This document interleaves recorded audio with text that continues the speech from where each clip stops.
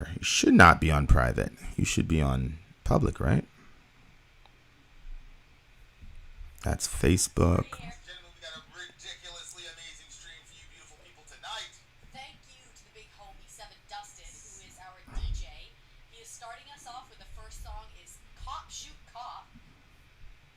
Seven, are you in the room? Are you in the room, buddy? All right, we got 2 people. Give the people. Okay, good. Got DJ Mike in the house. DJ Mike, bro, thank you so much for this chair, man. Completely changed life for the homie. You're sitting down here for long extended periods of time. I kind of got acclimated to my other chair, and now I realize how much I needed this one. So thank you very much for spoiling me. One day you'll get a tech issue free stream. One day. There have been a lot of streams that didn't have tech issues, actually. Tasco. Been a lot of them. We back? Yeah, yes, we're back. Everything is fixed. I can hear everything. The big homie Ben is here, so I'm very, very, very happy. Delaney's here. Kevin is here. We got the crew. We got Neil here. We got Matan Bar.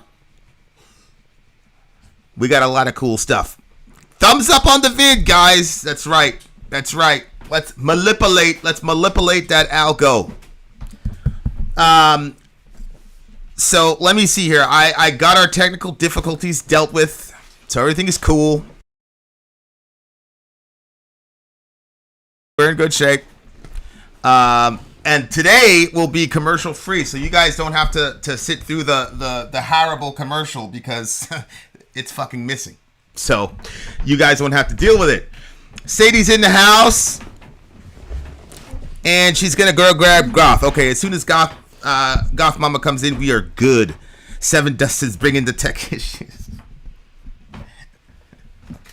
Tech issues.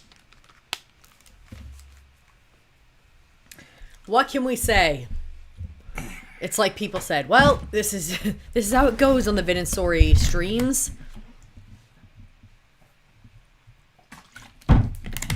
Vin's trying this new thing, so he's trying to drink as much as Tom Brady. I'm going to drink a gallon of water a day. A gallon of water every 24 hours. That's my commitment. I've already passed it today. So I gotta count days differently than everybody else because my schedule is so fucked. But yeah, all right. Welcome back. Yes, all right, guys, we're going right back in. We're at the 2:52 mark for the Cop Shoot Cop song. Yeah, we're starting right at the beginning, so yeah, that's great. Okay. All right, guys. First song, Cop Shoot Cop, Room 429. You get the lyrics? Yeah. Okay. All right, guys, let's go. Hey, Constantine. Thank you very much, sir. We appreciate you. We're glad to be back. One last thing before we start the video. You're going to have to... There you go. Do whatever you do.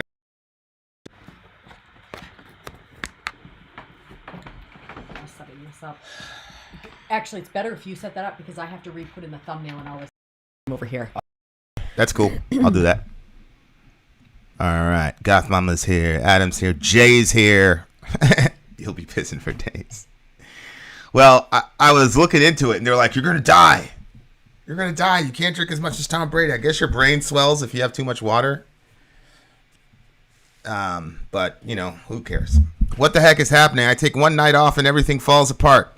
That you can't take nights off. Who's that, Amy? You know that. Especially you know that. No days off. You know that. Look, Amy, me, you, 7.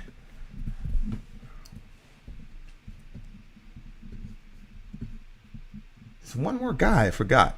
But we all need to hook up and have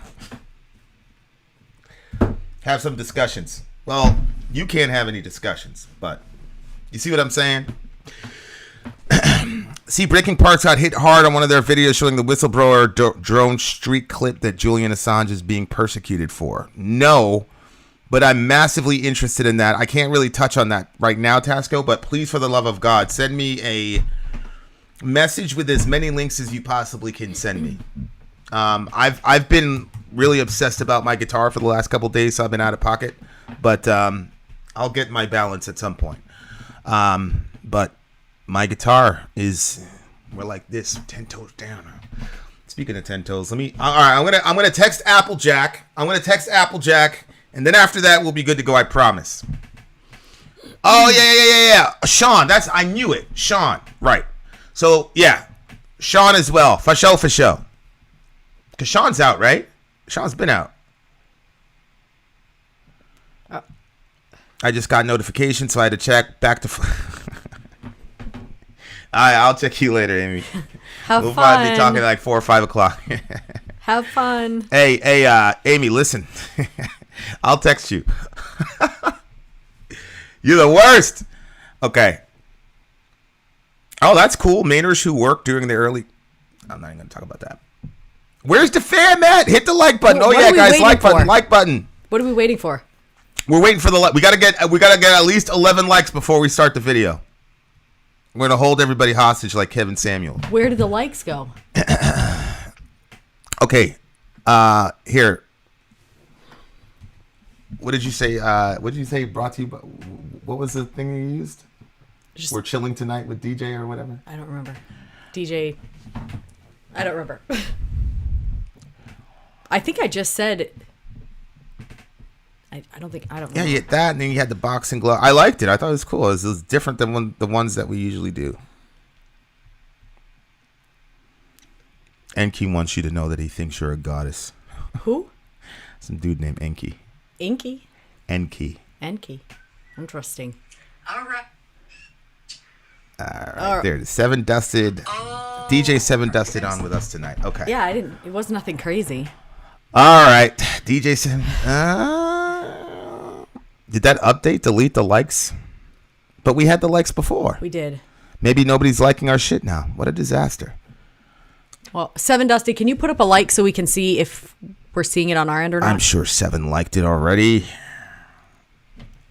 Didn't just 7. Don't say it ain't so, 7. Say it ain't so. White Zombie Electric Head Parts 1 and 2. Yeah, we had you. 7 Dusted. I'm just going to pull the stream up, I guess. I keep waiting on the screen, but probably no point. Where'd you find that boxing glove? Is it in the yeah, emojis? The little emojis. Don't use emojis. You know me. You got polls and show me. My OG told me, dude, this phony. Watch him like a rollie. I'm in your city, locked and loaded. Let our shots explode. Put a picture on the duffel, got 200 likes, but then I caught you out in traffic with no gun in sight.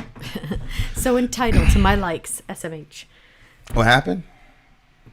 Task. Oh, we got 24 to 6. Okay, so we're good. So for some reason, I see it down here. It's just not coming up on that program. That's fine. Okay. Where's Ben Webb? Well, we haven't seen him, and there was no sighting today. Ever since you guys created that beat up the Ben Webb thing, I think you guys scared him off, man. It's probably true. I'm messing with you. That's false guilt. Nah, Ben's cool. He's all right. He's doing good. He's just too cool for us now. Yeah, he's just too cool for school. He's getting mega popular. I don't think he knows how to deal with it. I think that's a problem for him. He's like, leave me alone. Yeah, he likes being the troll, and so he's getting so much love here that he doesn't know how to handle it. It's too much love. I don't like that background. I need it black. I put a black background. I use that maroonish red. Black is and then I changed the writing to that, the fun one. I don't like the chalk look. It looks like a. What was the fun one? What's the fun one? Well, why does it all say chalk duster? It gave me other options before. Yeah, the Bradley hand. Brandley hand. That one. Uh-huh. Okay. I liked the look of it. And... a little sleek. Yeah. Oh. This is literally what I thought of when I typed that out. I'm going to send it to you because I actually want you to show the people. Sadie's back. Tirana's back.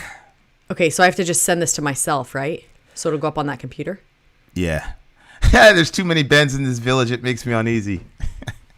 Yeah, but you're the only Ben Moen, though. You know what I'm saying? So you're still in good shape, bro. It didn't come in? What are you talking about? Oh, no, it's not going to come into the computer if that's what you asked me. Why not? Isn't that my computer?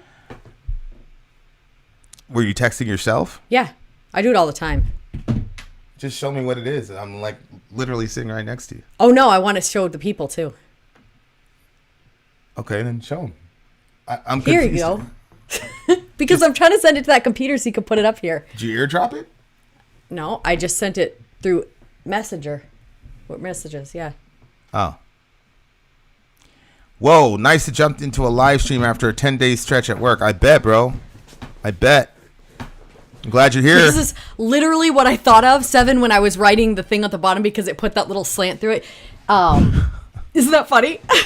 How people look, and then it's like, then the person. You know put that's up how there, I do sevens, right? Oh, that's how I do sevens. That's how I do well. sevens. Because my mom said this is a proper way. Yeah, I do them like that as well. When I feel in a certain mood. Actually, there's some moods where I don't, but I do that at times. Anyway, I just thought it was funny, and so when I typed it, I thought of it. I was like, oh yes, I could show my friends. Just ate a Butterfinger. I used to like those when I was younger. Delaney, for the life of me, I cannot understand why anybody would eat a Butterfinger. Those are like the worst candies of all time, in my opinion. We have returned, dear listener. We're back. Song 1. No, Adam, it was not a picture. Well, I don't know. Maybe they used the Mozart picture. Today, video will be reacting to Chocolate Rain, Scatman John, and Friday. I think you're wrong.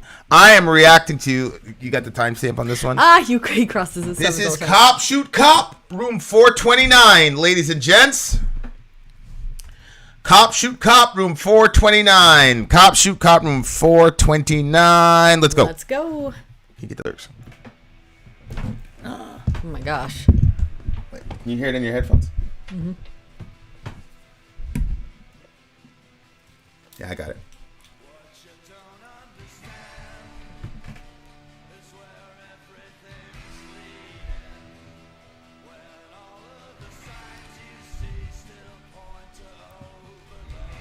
Oh, he's got a good voice.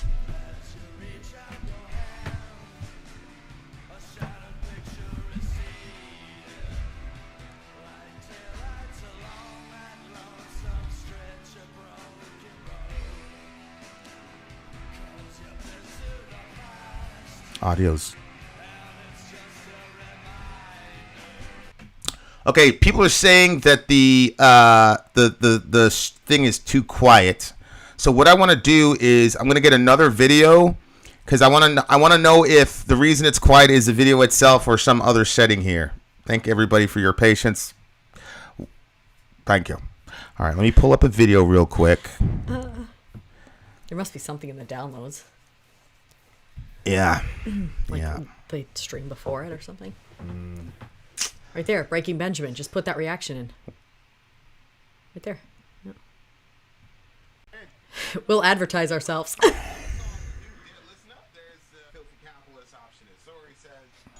The video audio. Okay, can you hear that video good? Can you guys hear that video good? Okay, is the commercial video still quiet? So I'm troubleshooting here. I'm trying to find out if the low volume is about the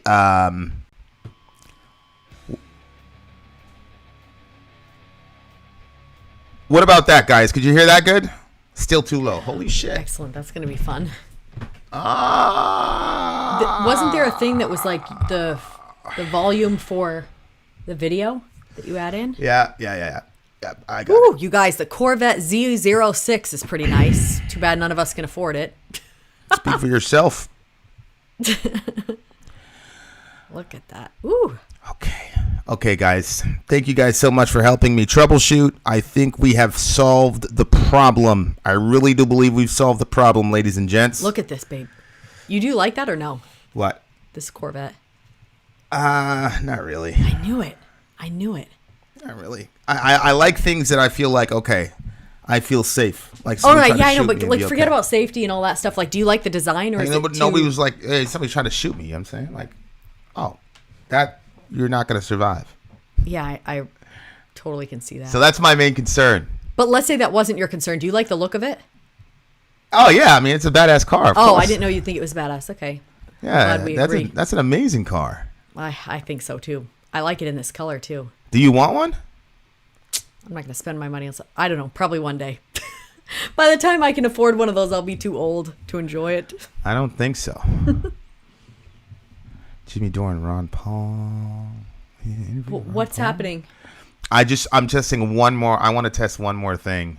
And that will be that. You guys, if you're praying people or good vibes people, send them to my Okay, guys, what about that? Did that come in pretty good? That last sound that I just did? Saber Wolves, that's a Soraya conversation. Remove your practical brain for 1 second. There we go. Okay, guys, perfect. Did you hear the guy asked you how long it took you to put that video together? Okay, so are we up? I couldn't tell you. But Okay. That was louder. Okay, so Saber we're good. Wolves, email me right now because I actually want to give you my secret email because I want to know if you have more good songs. Okay, Elvis has entered the building. That sounded good, but I have a blank screen. Refresh, Sadie. You shouldn't have a blank screen. Okay, guys, we're back. Timestamp 1614. You got the lyrics? Because I really do. want to pay attention to these. I lyrics have them, here. but I'm going to write the timestamp first. 16. Oh, that's 14. pretty smart. Holy shit. What? In the title, say timestamps in description. That'll really be good. Rich Yonkers in the house. Excellent. You Okay, can't. guys. The title's too long. They're going to see it, though, because the title comes right up, and that's right underneath it. We can. Yeah. You want to fix it later? Or? Yeah, I'll fix it later. Okay. Nope, the first song hasn't come through yet, AT. But it's coming through right now. Win, lose, or draw. Okay. 1656 or whatever. Here we go. Song number 1, guys. This is Cop, Shoot Cop. Let's go. Cop, Shoot Cop, room 429. Let's go. As soon as Soraya gets her headphones on. Let's go.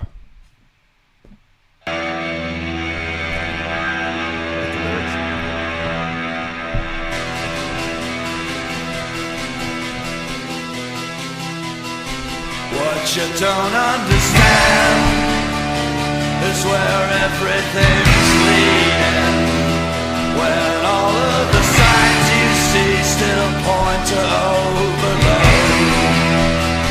As you reach out your hand, a shattered picture is receding. Like taillights along that lonesome stretch of broken road. You've been to the past, and it's just a reminder, a recollection of faces that will never come to call. When you've cut through the mask, when you've been through the cry,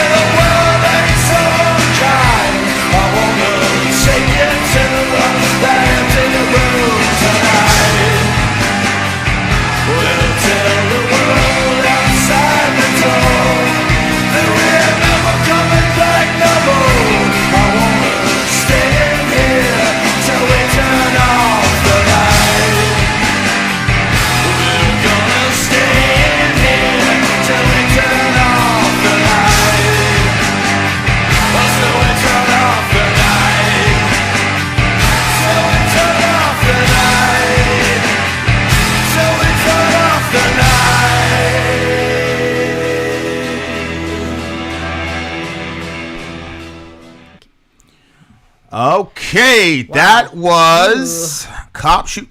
MTV, like if you stayed up late when they were doing music, like I'd sneak into the living room sometimes and turn on MTV at night, and you'd see videos like this. Oh my gosh. They were kind of spooky. Yeah. And they were kind of like disturbing. MTV used to do that like at night. They wouldn't do it like, you know what I'm saying? Like, yeah. I just think it just wouldn't be popular enough because the daytime shows were like Madonna and all that stuff. I think I wasn't even in this country when MTV. It's true. There's a different crew that stays up all night. Yeah, I wasn't even in the country when MTV was doing all that shit. But when I came, I was in the 90s. Yeah, you'd listen at night and it would be cool. Like, and the other thing too is like MTV used to play. Like, it wasn't just only main stage bands or poppy bands. Like, they used to play a lot more. Like, you could get your stuff viewed on MTV. But then it became, somebody mentioned I wonder how much it cost. Viacom bought it, and then it became completely corporatized. They had this great idea. Well, that's unfortunate. So it was much better before. Yeah, they had this great idea. Oh, music television, of course. And yeah. You know what happens? All the corporate people are like, oh, yeah, that's never going to work. And then when it works, they just buy you out. Yep. Which we're willing to sell for a very small fee. It's 50. It's 50? Yeah, that's minimum. Okay. That's right. That's right. The late night show is called 120 Minutes. Yes. Yes, you're 100% correct. That just gave me a bunch of nostalgia. You're right. Was it with the Matt Pinfield guy? It was kind of like the heavyset dude with the bald head, right? That was him? And Alternative Nation. Okay, I am among my people. Straight off of 120 Minutes, 7 says. Okay. So people are... Yes, okay. So that's just an observation. It's kind of nostalgic. Like I obviously never heard of this band, but... I like his MTV voice. used to do that. And like the MTV then became corporate and stuff, but now I think, somebody was like, is MTV even doing music anymore? Now that there's YouTube, What use is there? I think they had to evolve. You know what I'm saying? What are they doing now? I don't even know. I mean, let's go to MTV. Let's go to MTV. Not sure. Is that what this is about, though? Let's see. Oh, look, Vin and Story's streaming game room. That's right. Floribama Shore. Candace gets real about being the only black woman in the house. What the fuck does that have to do with music, bro? Look at this shit, guys. Okay, so here is what you see. Here's what's on MTV's main page right now. Just nothing but ratchet bullshit. It just changed. No, I'm not gonna let that happen. We're not gonna let that happen, bro. Look. Oh yeah, there you go. My Floribama Floribama. What is Floribama? What is that? Florida and Alabama? I guess. Can't be about Obama, right? I don't know. That was what came to my mind. It can't be about Obama. He's gone, man. All right. So this is what is on the front page right now of MTV. It is ridiculous. That's my opinion. My opinion is that it's ridiculous. What the fuck does this have to do with music? You got Catfish, which is some internet thing, I guess. Revenge prank, ridiculousness, and then MTV, Floribama Shore. Oh, Candace no, gets revenge real about prank. being the only black woman in the house. Yikes. Ridiculous. Anyway, that is how far MTV has fallen. Although, like I said, with the inception of YouTube, I just don't know what they could have done otherwise. Yeah, I mean, actually, I think that's pretty unbelievable of them that they're still around after a massive change like that. Yeah, I mean, yeah, it's true. You got to give it to them. I'm giving it to them. And then MTV also had this thing called Headbangers Ball, where it was just like, bah, bah, bah, bah, bah.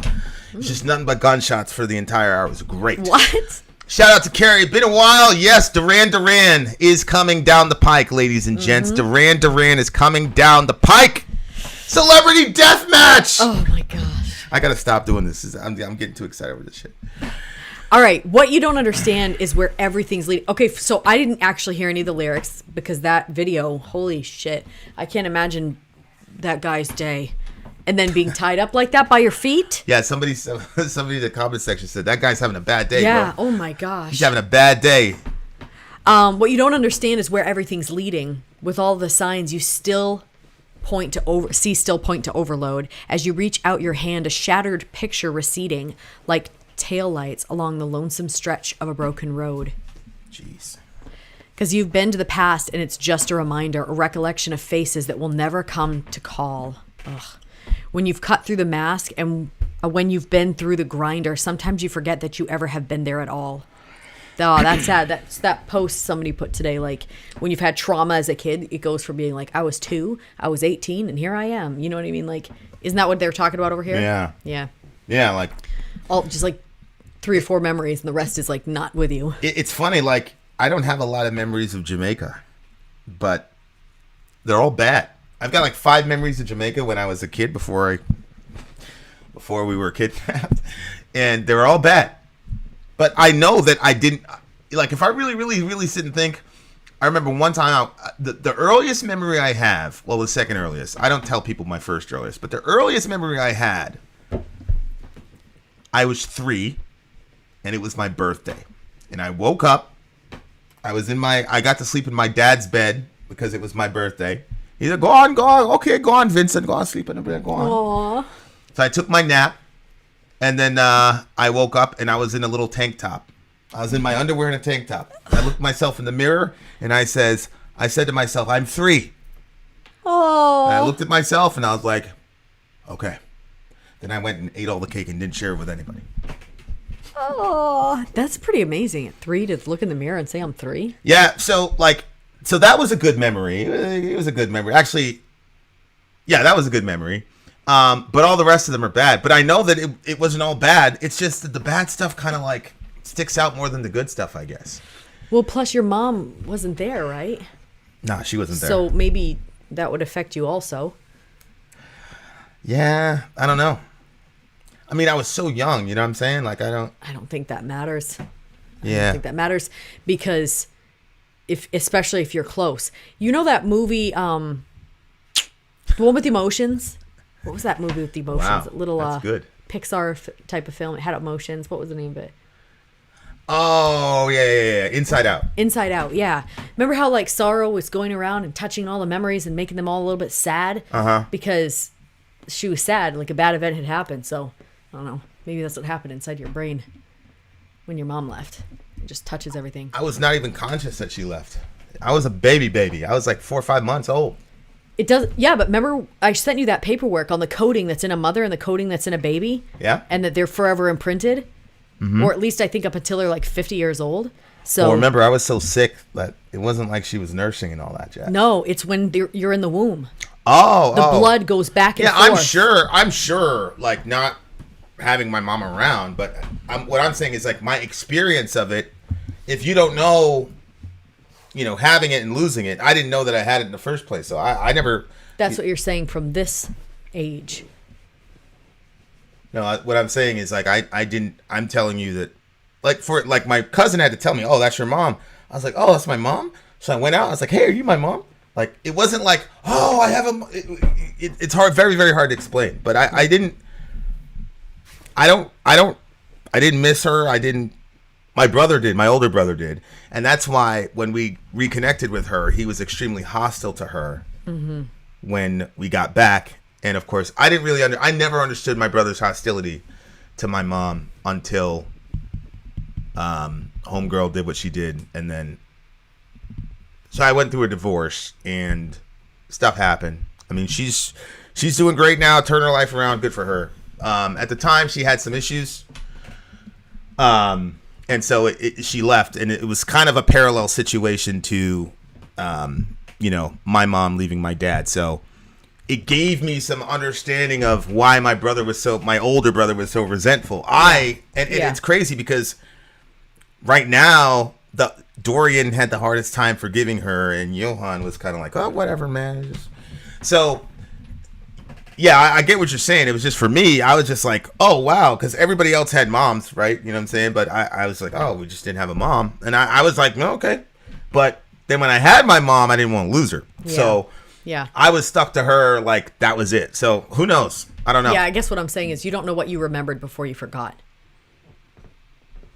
Oh, I see what you're saying. Okay, get the lyrics back, por favor. That's really tragic about MTV. Holy smokes. What? Is that our video? No. Just Oh, I have it.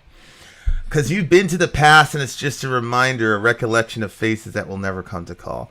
I always wonder about like the way that I am with. I was listening to something a couple days ago, and it was about.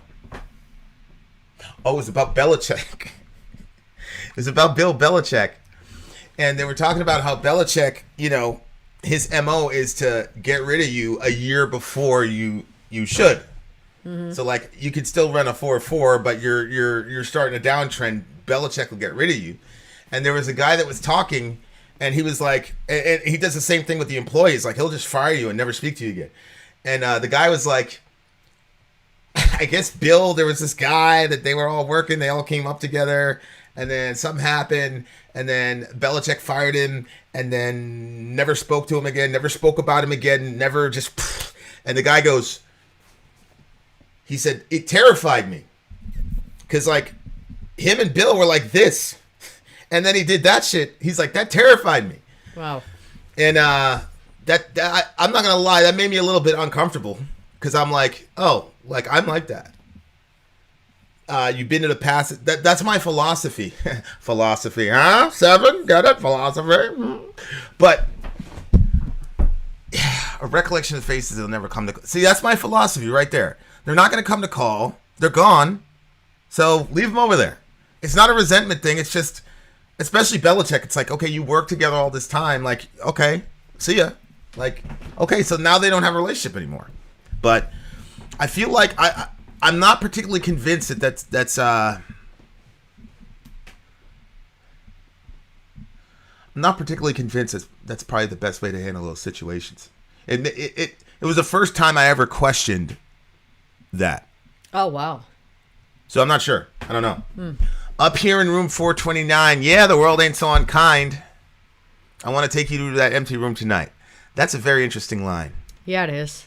Because 429 has some 420 in it, like 420. So is he saying, is that like a metaphor? Obviously, the room is metaphorical for something, right? Mm-hmm. What were your thoughts? Well, the video was weird to me because in one scene, it looks like the guy, it was black and white. It looked like it was a guy attacking a girl. And then it like switched to an old couple dancing. And I wasn't sure, like, what are they trying to say here? Is this, from her perspective, it was that scene, and from his perspective, it was that? Like, what was that supposed to be? Oh, yeah. Well, and there were also kids that were doing all that was the particularly disturbing part, was the kids that were... pushing the body. Yeah. So, I didn't know what it was all about. Up here in room 429, when they said that part, I thought it was talking about like a hospital when they lock you in. He's in room 429. Yeah. Yeah, the world ain't so unkind. I want to take you to that empty room tonight, which you said that when you were up in there that people were hooking up all over the place. Up in where? The hospital. Oh, the hospital. Yeah. Yeah, so I want to take you to that empty room tonight. I don't know, it just like that's what it made me think of. Yeah, I was in the hospital for mental health issues. And I was there for half a year, bro. And dudes were just, it was like shooting fish in a barrel. And they were knocking these girls out but the girls were just as aggressive. You know what I'm saying? Like, it was a very interesting environment. I was a kid. I was 18 I was 17. I'm pretty sure I was 18 years old. I was just like, you know what I'm saying? Like, I completely, like, whatever. And then... But see, I had a girlfriend at the time who I eventually married. That was the shorty. Not me. Not her. It was the other one. So I was like, I'm out. I'm not doing none of that shit, bro. So like there was all these, it was funny situation. So that's what that made me think of. And I love talking about my stay at the mental health facility, hospital, whatever you want to call it, because I want to normalize people taking care of their mental health. Yeah. So yep. And that's for you, Ben. Ben is like, Vin's always acting tough. What do you mean am I acting tough? I don't act tough on this channel, bro. I'm myself. Okay, we continue. It's true. Up here in room 429, the world I used to ain't think so that unkind. before I married him. I was like, wow, he just has a tough guy stance all the time. And then when I married him, I realized like everything he does, including eat cereal, looks tough. But I'm the most emotional dude you know. Yeah. So, and Yeah. I don't hide it because I don't feel the need to, whatever. So, the world ain't so unkind. Ugh. You know, there's that one line in Catcher in the Rye, and it, Holden, you're tracking Holden, through his journey, and he's a kid, and he's slowly starting to unravel.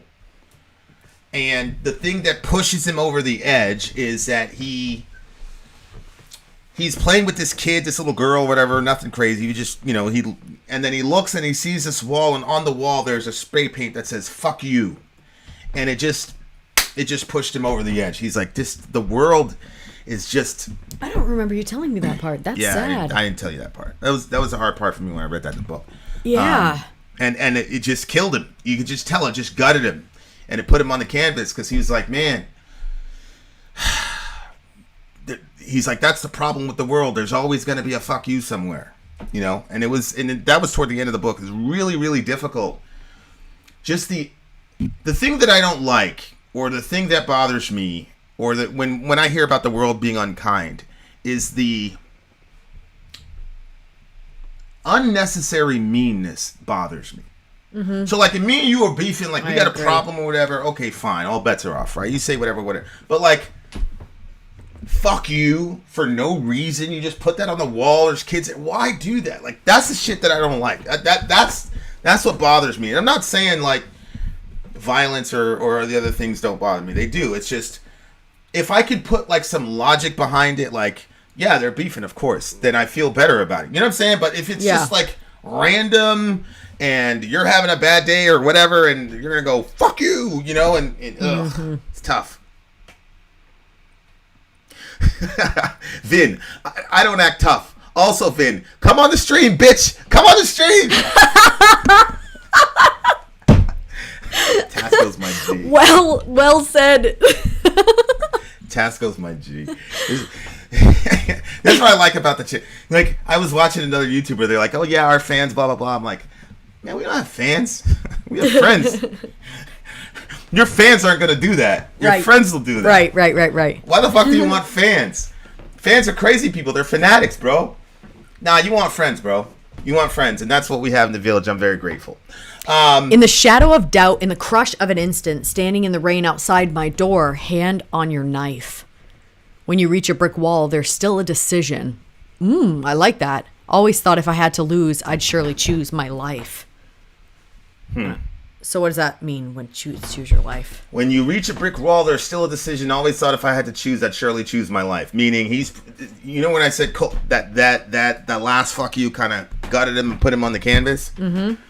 Yeah, I think he's talking about like, because people who get suicidal or whatever, they don't wake up and go, I'm going to do that. They're fighting it a lot. Yep. And then they just hit a point where something happens where, I call it a gut punch. He calls it hitting a brick wall. Yep. And now he's saying, I always thought if I had to choose, I'd surely choose my life. Oh. In the shadow of doubt, in the crush of an instant, standing in the rain outside my door, hand on your knife. I think that maybe the knife is in his back. You see what I'm saying? He's standing in the rain outside my door, hand on your knife. So I think he's like trying to do one of these types of things. Or he's at the door with her knife and he's going to do something to her. I don't know. What are your thoughts? I thought he was going to do something. I thought he was going to do something to himself. When you reach a brick wall, there's still a decision. Always thought if I had to lose, I'd surely choose. I thought he was saying if he was going to lose, he'd still pick himself and he would never try to kill himself because he thought he'd always pick for himself to live. And when he says, my hand on your knife, you know how like people will get each other gifts and like a pocket, like a watch, a type of watch, a knife, and like a flask sometimes. Like those are like common gifts that like people give in relationships. A flask? Yeah, sometimes depending on if the person, you know what I'm talking about, right? A little flask. No, of what? What's a flask, so you can fill it with hard alcohol and you keep it in your pocket. Just a small little guy. I've never heard of that. Giving it's that probably up here in the north. I don't know. Okay. You're not from around here. That's okay. All right, go ahead. Keep going. So getting the person one of those things. So I didn't know if like maybe she got him a knife and then maybe they broke up. It didn't actually work out. And so he's going to use that knife. And he's up against a brick wall, but he thought that he would never choose to end his own life. But that's what that one was in my mind. 7, did you know that Devin Townsend did a cover of this song? That's really cool. Constantine says, do you plan to do a reaction to the folk group Fawn someday? Yes, I do. Did anybody agree with any of that, what I just said about that verse? Did anybody think of it that way? Or am I the only one? I think that your interpretation of that is probably closer to the original intent than mine. I don't know what that means. Up here in room 429, the world ain't so unkind. What do people do? This would be cool in the comments section. So what do you guys do what is your room 429 where you escape from the unkindness of the world? This is literally what I was going to post on Facebook. I was going to post that question. Yeah? Yes, and I didn't. Huh? You were shut off. No, well, then the babies started crying because Orion pushed Reza, so. Yeah, like, it's interesting. Like, everybody has their, and some of them are good. Yep. And then some of them are bad. Yeah. And I think most of us have combinations of good mechanisms. Negative vibes has meditation. John says for him it's his guitar. Yep. Goth Mama makes chainmail. I make chamomile. Is that what she said? I thought it was chainmail. No, she's right. Chainmail. My family thought chainmail was like the worst. There was like so much superstition behind chainmail. Yeah. No. We could not participate. Wallahi, we could not participate in any chainmail. But you went to medieval times. That doesn't make any sense. You guys went to medieval times. Well, we were older by the time we did that. My parents were a little bit more free at that point. But chainmail, no. Chainmail, where you send a letter and you say you have to send this to 10 people. No. I don't think that's what she's talking What's about. chainmail? I thought chainmail was... It's the warrior shit. You know, you put the thing over. Oh my gosh. She makes chainmail. Oh, well, that's why I laughed when she said chainmail, because I was thinking like chainmail. No, you're talking about those chains where it's like, like... No. Oh, wow, you make that? Like, if you don't do that, you're going to be cursed or whatever. Yeah. No.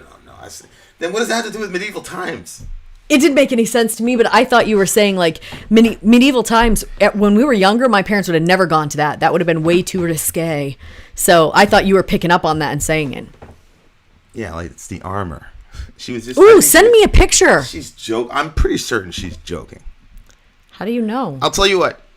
If you produce a chainmail picture that you made in the next stream, you get a bonus song. But she doesn't make actual chainmail. I don't think that's what she meant. What do you get the song? I actually really liked it. I really liked the guy's voice. I didn't like the video. So I'll go to the 9.7. Vin doesn't know what a flask is. Sorry doesn't know what chainmail is. Welcome. I knew what a flask was. I just never heard of a flask as a common gift that couples give to each other. I've never heard of that before. No, the woman gives it to the man. I've never seen a man give it to the woman, but holy shit, she actually literally makes it. If she could produce that, you're getting a free song on the next stream, Goth Mom. Or a stream coming up. Produce that shit. That's gonna be really interesting. Holy shit. Okay, so I want to give this song a 9.4. This is actually a song that's actually going on my playlist. Oh yeah, for sure. Because that's my energy right now. So good job, 7. Room 429. Cop shoot cop. Check it out. Vin out. Sorry out. Gone. Strong opening. This 7. This is the song I've been looking forward to. Woo, Which woo, one? Woo. Kiss. Really? Yeah, it sounded really good when it just started. Flasks are common wedding party gifts. Yep. So it's not just a main thing, apparently. Do you want to save the changes made to this overlay? Oh, no. Okay, guys, the next song is going to be a kiss song. A kiss song, ladies and gents, and I do believe you guys are going to like it. That's what I believe.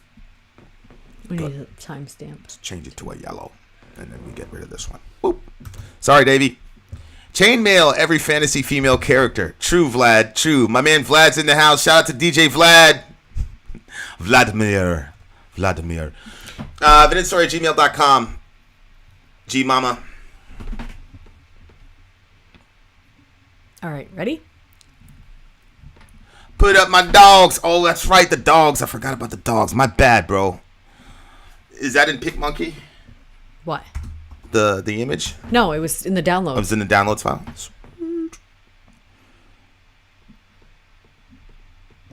That's not the download. That's not yeah. the downloads file. You dumb bot.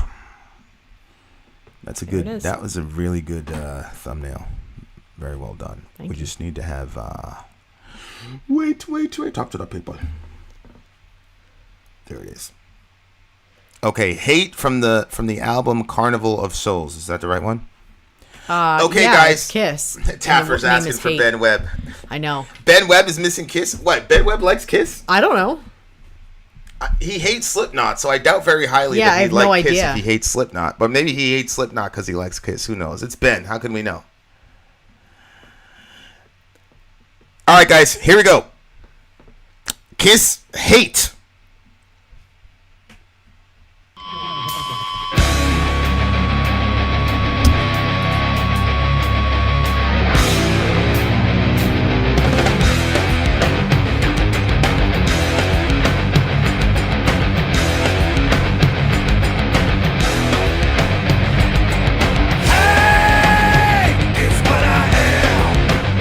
Yikes. This is Kiss. This is too small.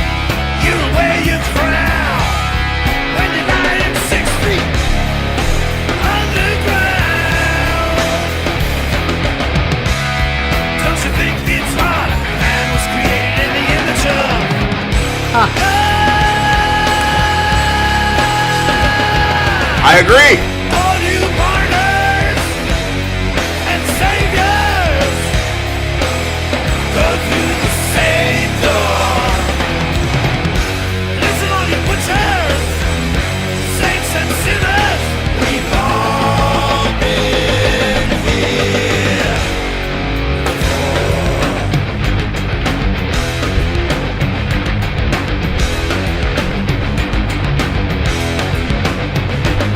Yes,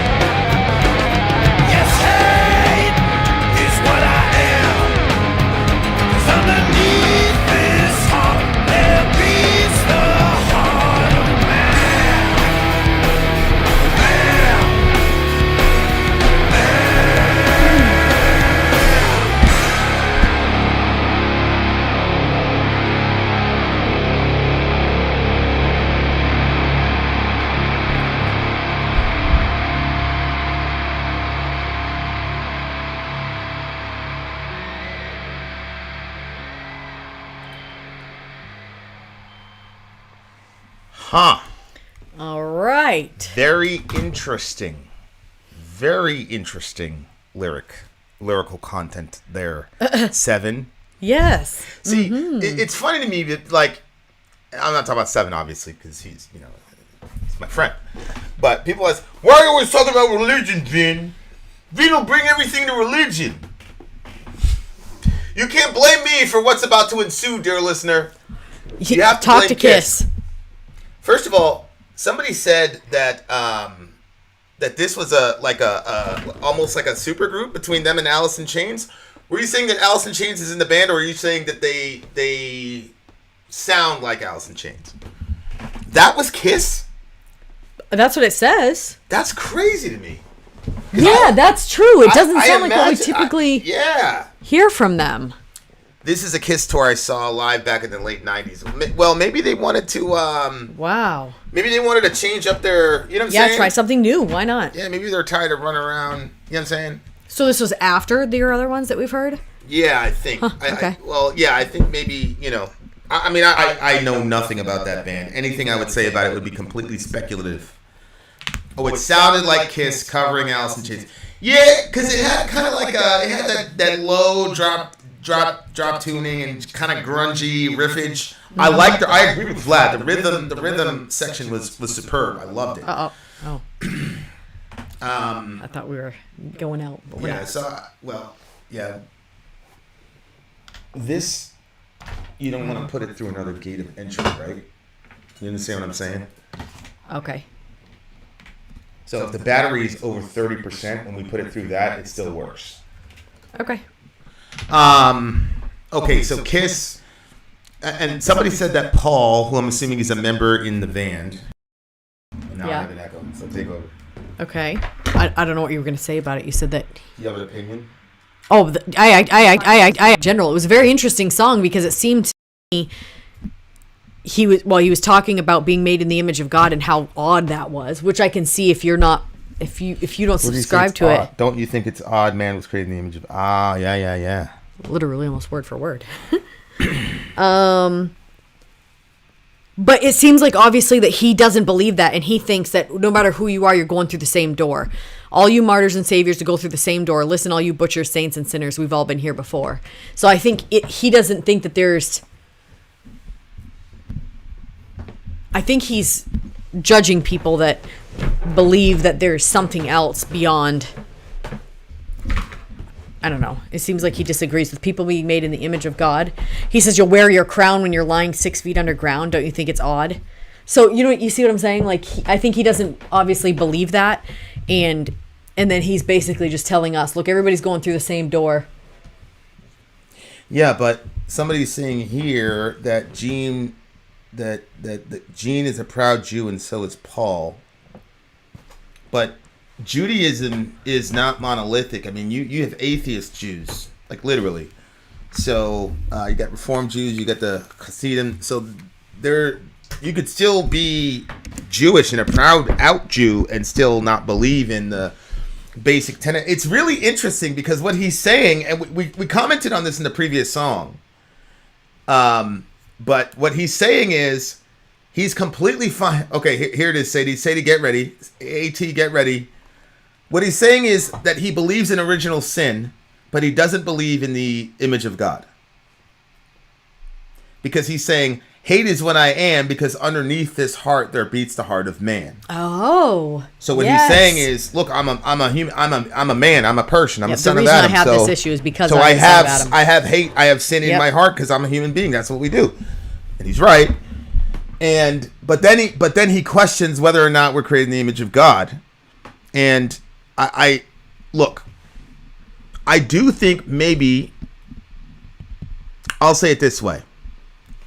One of the things that philosophers and people have tried to figure out is how in the world do you get a person like Sammy the Bull, for example. Sammy the Bull Gravano he was a mafia hitman. He killed 19 people. Ruthless. Horrible, terrible acts of horrible violence. He's got a YouTube channel right now, and it's exploding. He set it up like a year ago. He's at like 500K. And the reason is because he's I hate to be such a good dude, bro. Like when you hear him talk and you hear him explain things, he's got so much charisma and you're just drawn to him, and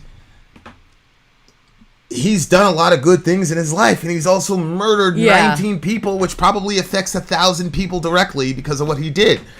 How do you explain both of those extremes in a person? And then how do you explain your own contradictions? And I think it's really simple. We're created in the image of God, and so all the creativity, love, awesomeness, charisma, Tom Brady's intensity, Jesus has that, all of that, boom. That's why I love Tom Brady, because Tom Brady reflects God to me more than probably anybody around right now in the world, to me. He's the most like Jesus in my opinion. So you've got that. At the same time, I am sure if I spent 3 days with Tom Brady, I'd say, holy shit, you are not Jesus, bro. One of these days, my son is going to have to wake up. We're covering God's grace in our family devotional time. It's going pretty good. And I said something like, look, we all need grace because we're horrible, terrible, or whatever. And he made some comment like, well, not you. Father. Not you, Father. He's going to wake up one day and say, holy shit. So I think it makes perfect sense. Yes, you human beings are capable of amazing things, a Sistine Chapel, just unbelievable greatness. And you're also capable of horrors. Unspeakable. Evils. And I had a friend. Well, he's not really a friend, to be honest with you. I'm not friends with this dude. But him and his buddy were bored. So they decided one day to knock on their friend's door. They were 8. Their friend was 5. They knocked on the door. They said, let's go play. And then they killed the kid in the woods. 8 years old. As the kid was dying, he said, why are you doing this?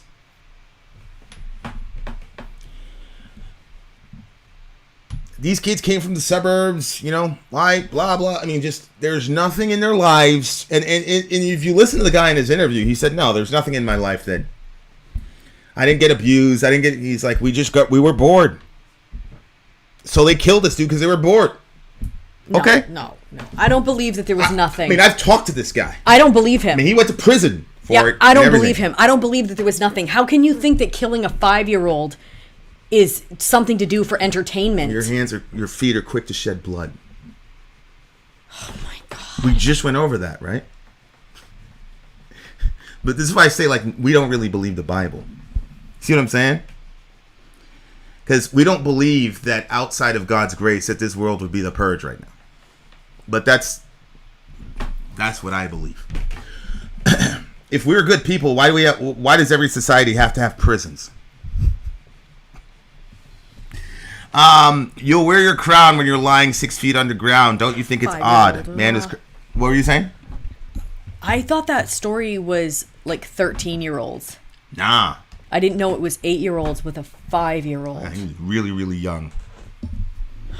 That's really, like really Orion young. just in a couple years. Huh? That's Orion in a couple years. Yeah. Listen, man, the baby would kill you if it could. Look, a baby viper is still a viper, bro. So, like, I don't know how you explain shit like that otherwise. Which is why you had to say, no, there had to be some other thing. Right? Like, I don't think we really need. It doesn't take much for people to kill people. And I don't even know why you're reacting that way. Honey, you read a description of a dilation and carotid abortion and people were laughing. So why are you reacting like that? I think because when I see it's adults laughing at that, and I feel like a lot of times people laugh at that stuff because they probably participated in it, whether it was their kid or somebody else's, and you can't. I would think it would be very hard to wake up to the reality of that and face that if it was your own child and you participated in it, or it was your neighbor's kid and you participated in it. I think it's too much. Yeah. Especially if you don't have an understanding of God or where you're supposed to bring that to. That's super painful. So I think that people just go overboard laughing, making fun of it, whatever. But like, I mean, the average 8-year-old and then a 5-year-old, it just doesn't make sense. I hear you. But, I mean, I hear you. And that's so sad that he said that. Why are you doing this? Yeah. Brutal. And they said, I don't know. What'd they say? I don't know. I didn't ask him. My God, I hope they didn't say we were bored. And it's crazy because like, he converted in jail. You know what's weird? He converted in jail and all this. Got this great testimony and stuff. I talked to him for a little bit. And then after I was like, I don't want to talk to this guy. I don't want anything to do with him. He's a Christian. He's saved. He repents. He takes full responsibility. Blah, blah, blah. The whole 9 yards. Good dude. I just can't do it. That's because of my lack of development in the Christian faith, because I should be embracing him completely, but I can't get over that. Yeah, the family doesn't either. And now it's crazy because he I mean, I still follow him. He got married, and now they've got kids. It's like, that's gonna probably haunt him. and he's a young man, so I mean, he went away when he was very young, so it's not like he spent his entire life in prison. You know what I'm saying? Like, he's getting to live his life, and meanwhile this mother and everything is devastated in all this, and now he gets to have kids. And sometimes, man, God's grace and mercy to people is offensive. Yeah. Yes, I agree. I wish that guy would have died in jail, to be honest with you, if I'm honest with you. Send the guy home. All you martyrs and saviors go through the same door. I think that means we're all gonna die, bro. Yeah. We're all gonna die. You're just creating this idea because you're afraid of dying, right? Mm-hmm. When it said, why does he say, "Listen, all you butchers, saints and sinners"? Well, I think butchers are, like killers, like the worst of the worst. I think is what he means. Like, listen out for the worst of the worst. Yeah. He's saying we're all going through the same door. If that's really, really true, why shouldn't I be a butcher then? We're all going through the same door. Why shouldn't I be a butcher? It's a genuine question. Yeah. Scroll down. I want to see the bridge. Lead a lamb to slaughter. All you ever did was follow orders. Oh, actually, go up a little bit. Verse 2. Yes, hate is what I am, because underneath this heart there beats the heart of man. So you're looking for a savior, but I'm here to tell you got to save yourself. Well, if I have to save myself, then I'm fucked royally, because I don't have the strength to save myself. Oh my gosh. I will happily concede to everybody that I am far too weak to begin to save myself. Most of us are so deluded, we don't even know what we need saving from. Mm-hmm. You think that you need saving from the uncomfortable moments in your life or whatever.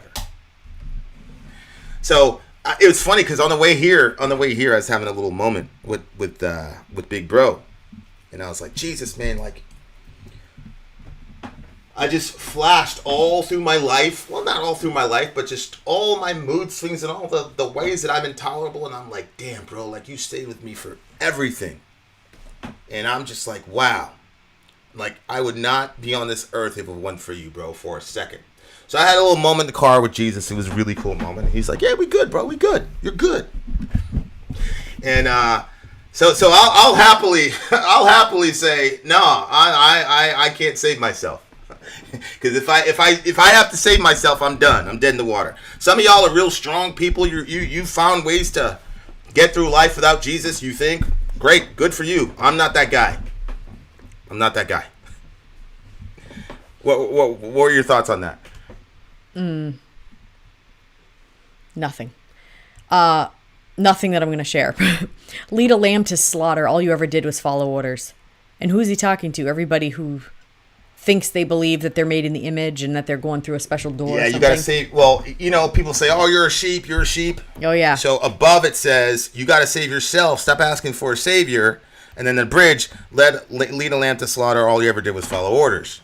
You're not thinking for yourself. You're just following this religion, blah, blah, blah. It's a, and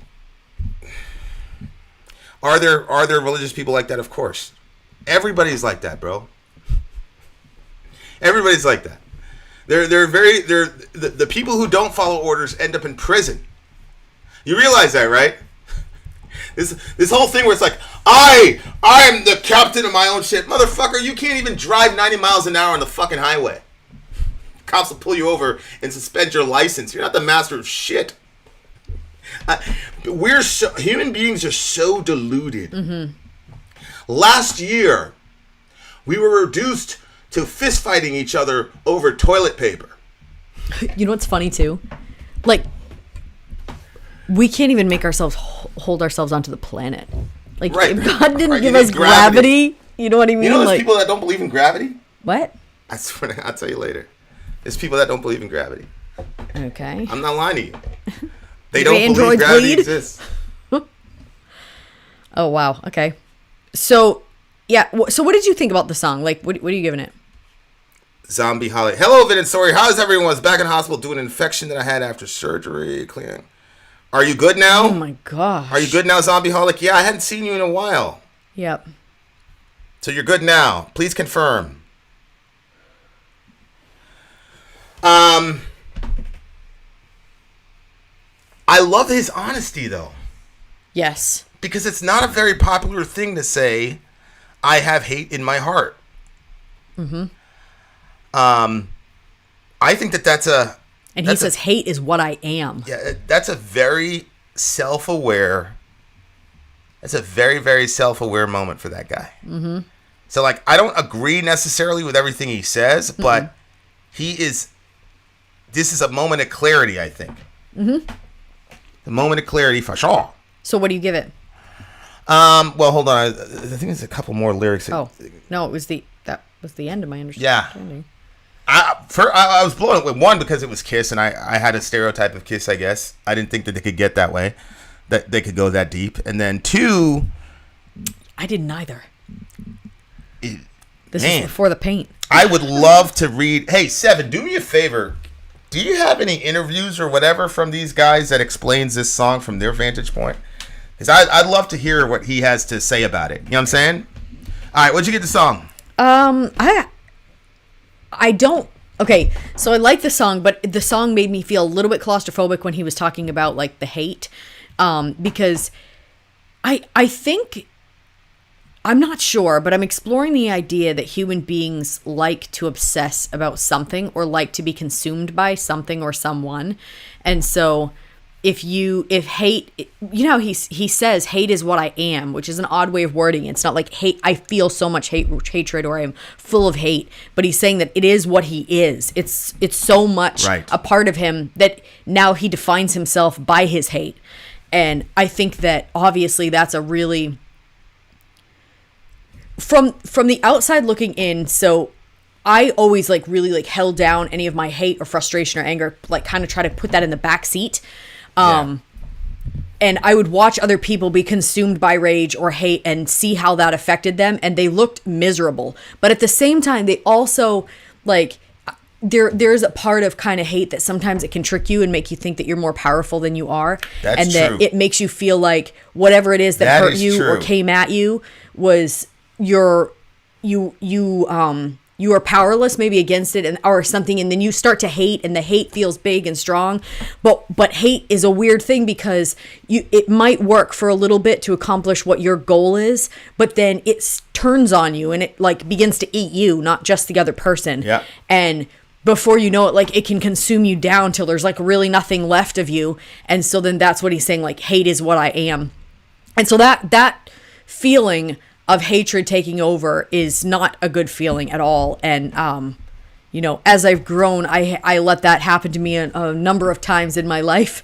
And it's not a good place to be. So like the thought of it is like a little claustrophobic feeling because hate will kind of like pin you in. Mm-hmm. So I guess I think that the message is that part of it is important. I don't agree with where he went with it as far as the chorus goes. You don't agree with it? No, I don't agree that it's all the same, whether you're a butcher, a saint, or a sinner. Like, well, we're going through the same door. Yes, And but Seven's interpretation is that the door is the door to judgment. right. I was gonna say, so, they always have the gates and St. Peter's there. Is he Right. gonna let you in? Is he not gonna let you Right. in? So that was what it was making me think. You had said death, but I thought the door, the gate to getting in. We're all going through the same door, which to me was him saying we're all getting in there. We're all going in the same door. It's it's all the same in the end. And obviously, I ardently disagree with that and that thought process. It seems like a very convenient thought to have if you find yourself to be a person full of hate. Well, it's all the same. I'm going through the same door. It'd be good. Just like you. People talking about religion and the fear of death. Jordan Peterson, to me, closed the door in that argument. He said, yeah? Then why did they invent hell? Because hell is scarier than life. The guy goes... Wait, what was the question? So the idea is, you're just inventing religion because you're afraid of dying. Oh. So Jordan Right. Peterson says, well, then why did we invent hell? Because hell is worse than life. So Yeah. that doesn't work. Yeah. Because you're overcoming the fear of death with something more fearful. That doesn't work. So the guy goes, oh, yeah. End of story. I legit almost spit that on the computer. You just tell, Well, I actually could thing come is, up I with had an to- answer for that, I think. Just 2 seconds. I didn't have a fear of death. That's why I ended up in the hospital for 6 months. And none of my friends in the hospital had a fear of death either. We weren't afraid of death. We wanted to die. That's why the government said they blue paper you, which means you cannot leave. I'm like, bitch, I'm about to be 18. They're like, I don't care. You can't leave. Like, it's the law. We can keep you here. They evaluated me, whatever. They're like, you're a legitimate danger to yourself and others, so you have to stay here. So, like... You answered all those questions honestly? No, but... That was you trying to not answer honestly, and I they didn't still talk- blue papered you? I wouldn't even talk to them. The problem is I had told some girl, like... Oh. You know, and I said something offhanded, and I guess... See, in New York, you say that shit in New York, nobody cares. But in Maine, because I just moved up there, I said that to her. She went on talking like nothing was, whatever. And then the next day, flag the went up. guidance counselor, Right. the Yeah. security officer, blah, blah, blah. I end up in the counselor's room. The fucking cop it was crazy. But they did the right thing because, shit was going to happen. So we didn't have a fear of death. I wasn't afraid of dying. So Yeah. I don't think that works very well. I don't think that argument works My well. theory would be if I was gonna go with that interpretation, then I would say, well, no, hell and heaven had to be invented to give like more of a realistic feel to what happens after death. Like if you're trying to find like something to comfort you about death. And so there has to be, it can't just be like everybody's all the same, all going to, because it doesn't make any sense. I think we're like, well, there's no reason why that person should go to the same place as this person. Right. And so it creates too many questions. And so we had to create a hell and a heaven so that way it would give us credibility to what happens after death. Credibility. Yeah. The guy said, oh yeah, and didn't answer back. That's what I would have said if I was him. You would have said what? I would have said to Peterson, Yeah, what I just said. but you're still surrendering you invented religion because you're afraid of death. You're still surrendering that point. Because if you create an eternal existence that's worse than anything here, like for example, when it says, in those days men will seek death, but they will not find it. Yeah. So you've created something worse than death to be afraid of. So how can you say a person created religion to deal with the fear of death? No, because the person that created it was not a person that would be like a butcher. They're like a good enough person. And so that person creates that understanding of the afterlife so that way they could then say... So you shouldn't be a butcher. So it's a moral thing. No, it gives validity to the fact that there's something after. Because if there was literally nothing after, or if there was only good after, that doesn't even make any sense. It makes a lot of sense. How could there only be good after? So you can go Universalists. rape and murder 1 billion people, and somebody Yes. can go and that's all the same. Everybody's going to land in the same place, and nothing you believe differentiates that. them. You believe that. No, we believe that because the Bible and grace and Jesus took that punishment. But Okay. we don't believe that there's. So they would say the same thing. No, because they don't have Jesus in their thing. Yeah, but that's your religion. I'm talking about the principle. The principle is if you tell people that their afterlife is going to be worse than this life, I'm sorry, it's not a compelling argument to say You're not that's telling because- people that. Yeah, I don't think you understand what I'm saying, though. What I'm saying is the idea that religion is created to free us from the fear of death is not obviated when you look at the concept of an eternity that is worse than life itself. Yeah, I understand what you're saying. So that's the only point I'm talking about. I agree with the other thing, but it's not pertinent to that specific argument is all I was saying. And I really think it is. Okay, well, let's just move along. I'll rewatch this video We later. don't have to agree. Yeah, I'll rewatch it You later have a and see what I position, think. I have a position, and that's okay. You don't have to agree with me. Dun, dun. I don't have to agree with you. It's okay. So what do you give the song? I'm going to address one thing Tasco said. Isn't hell just a tool to scare people into following your belief?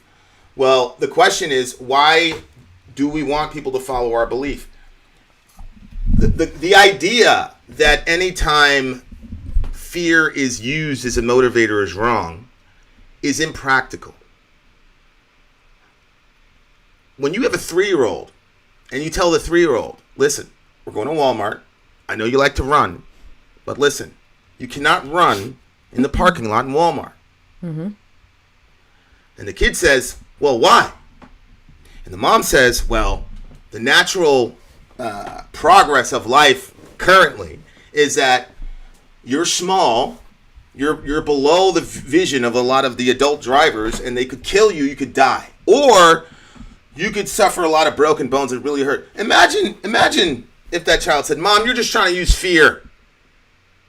I mean, there are literally millions of situations where fear is appropriate. The issue with fear is only relevant to get you out of danger. Once you're out of danger, you should stop being afraid. Mm-hmm. If you continue to be afraid after you're out of danger, you become the danger. So a lot of what is happening in our country right now can be completely located in the fact that we're so afraid. And there are literally, and I know you don't know this, Tasco, and I know many of you don't know this. There are literally 300. Do you know what the most common command in the Bible is? Fear not. It's repeated 365 times. Guess how many days there are in a 365 times year? the Bible says, "Do not be afraid." So one for every day. when the Bible leap is year. not talking about hell to scare the hell out of you. It's talking about hell because in the universe of the Bible, hell is a reality. It is a natural progression of what happens to a person when they go into the next phase and they have told God for all of their life that they would rather not be with him. Hi, Overshadow. We're glad So if you're God here. says, okay, you don't want to be with me, I'm not going to impose myself on you. Here's what I'll do. You'll have a dimension when you and your friends can go off and I won't be there and none of my folks will be there and you go for it. And so that's my position on that. I think for me, religion, philosophy, whatever it is, has to be practical. It has to be in the real world. And this idea that we should never be afraid of anything or that anytime somebody uses fear, they're bad or it's an invalid point is impractical. It's just not practical because it happens every single day. I mean, hell, when I was in Houston, there was this big billboard, and the billboard had a ticker, and it was traffic fatalities. And they would show you That's how actually a many good people idea. were dying. Well, you have these 6-lane, things yeah. in Houston. Yeah. Yikes. Can you imagine a person, man, fuck that shit, man. I'm going to drink and smoke. I'm not going to let fear tell me what to do.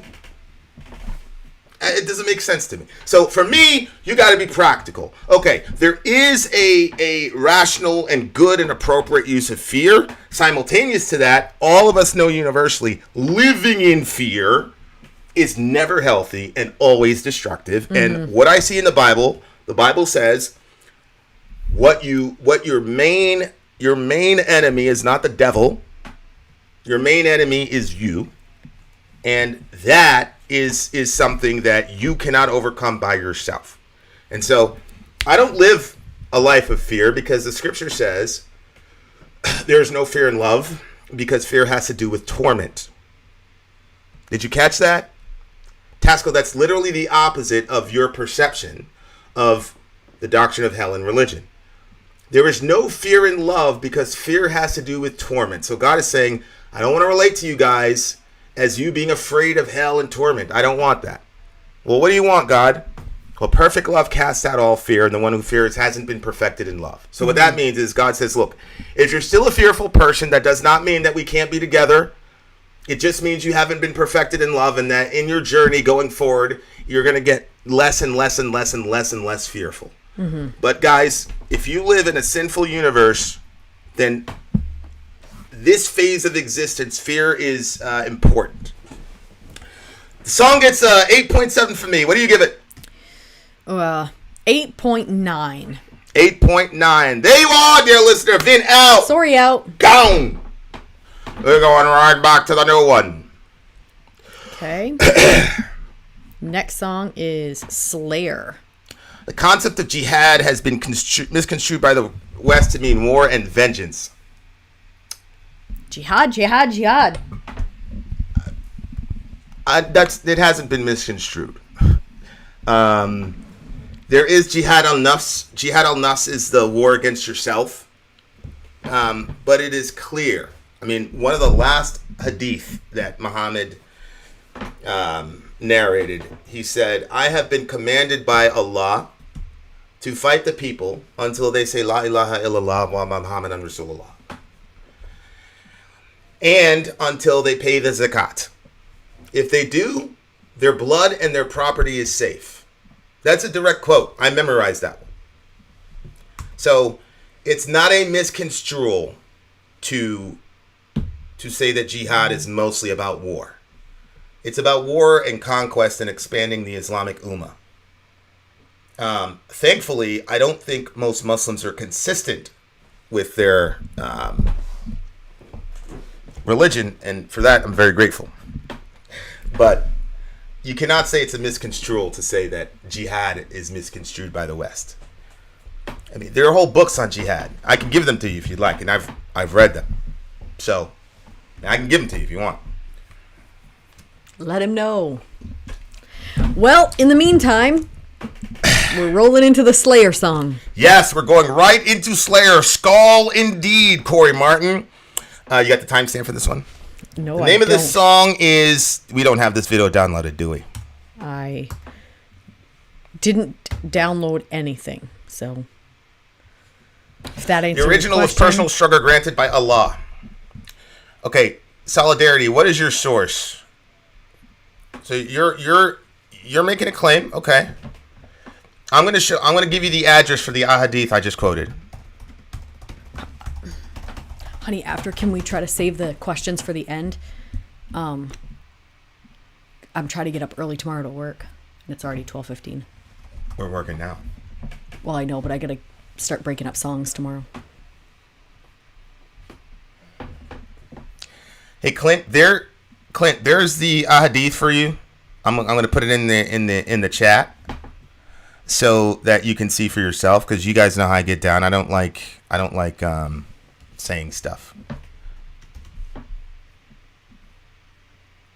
You know, that's unless I can prove it. So, show me in the Islamic literature. Show me in the Islamic literature, Clinton, where jihad excludes physical war. Okay. Also, Goth Mama has claimed that she has proof of her witchcraft. Let's see. Hold on. Her witchcraft. No one on the corner has swagger like us. Talk to the people. It's basically just Goth Mama spamming email. What a coincidence. I don't like doing stuff. What? I don't know where that came from. See, that's the thing. When you start reading the comments, you don't really know what you're going to get. I don't like doing stuff. Typo negative. Everyone I love is dead. Wow, that sounds like a really That was the first song. typo negative song I ever heard. For real? Yeah. Is it good? I don't remember. I'm trying to look this thing up blurry, right she now. Said. One is blurry. Yeah, everybody wants to see it. I'm pretty sure they do. It's coming. It's coming as soon as Vinny can open that message. Yeah, your computer, man. Oh, he hasn't seen the blurb, Ellen, but you know how he is. He's fine with long stuff. What blurb? I copied it and posted it in there so he can read it on Sunday. He sent me a blurb? Well, it's for the beginning of his stream on Sunday. He's got some stuff he wants you to read. And he at the beginning... Why are you fighting between religions? They're not true anyway. Who's fighting? Nobody's fighting here, bro. People are asking questions, giving their positions. I don't think that's fighting. And they're not true? How do you know they're not true? And you got to have a pretty broad wealth of knowledge to be able to make a claim like that, bro. All right. I'm having a hard time getting this chainmail, but I really want to see this the first shit. time I see that you saw Typo Negative, they were opening live for Pantera. That changed my life. Corey Martin, you bastard. I wish that I had been you that day. Can you imagine? Pantera and Typo? Yeah. Typo opens and then Pantera is the band. That's crazy. That would have been crazy. It's so funny to me that you like all that shit. That is one thing that bugs me about being born when I was born. Really? Yes, because I feel like there was too many greats back then that I've missed. That was probably one of the reasons why I was happy that we were going to that Tom Brady game, because I was like, my God, is there anything still happening in my lifetime now that my, like all the stuff that I could have enjoyed when I was younger, but we were banned from it. Yeah. So like now that I'm an adult, I'm like, is there anything left? Is anybody still alive? Yeah, it would have banned you from a football game, wouldn't it? Yeah, we didn't watch football. You have not answered, if someone commits Cheerleaders, evil in relation to your family, are you ready to give a second cheek in a Christian way, or is family protection more important? Oh, that's easy. If somebody, I'll tell you this.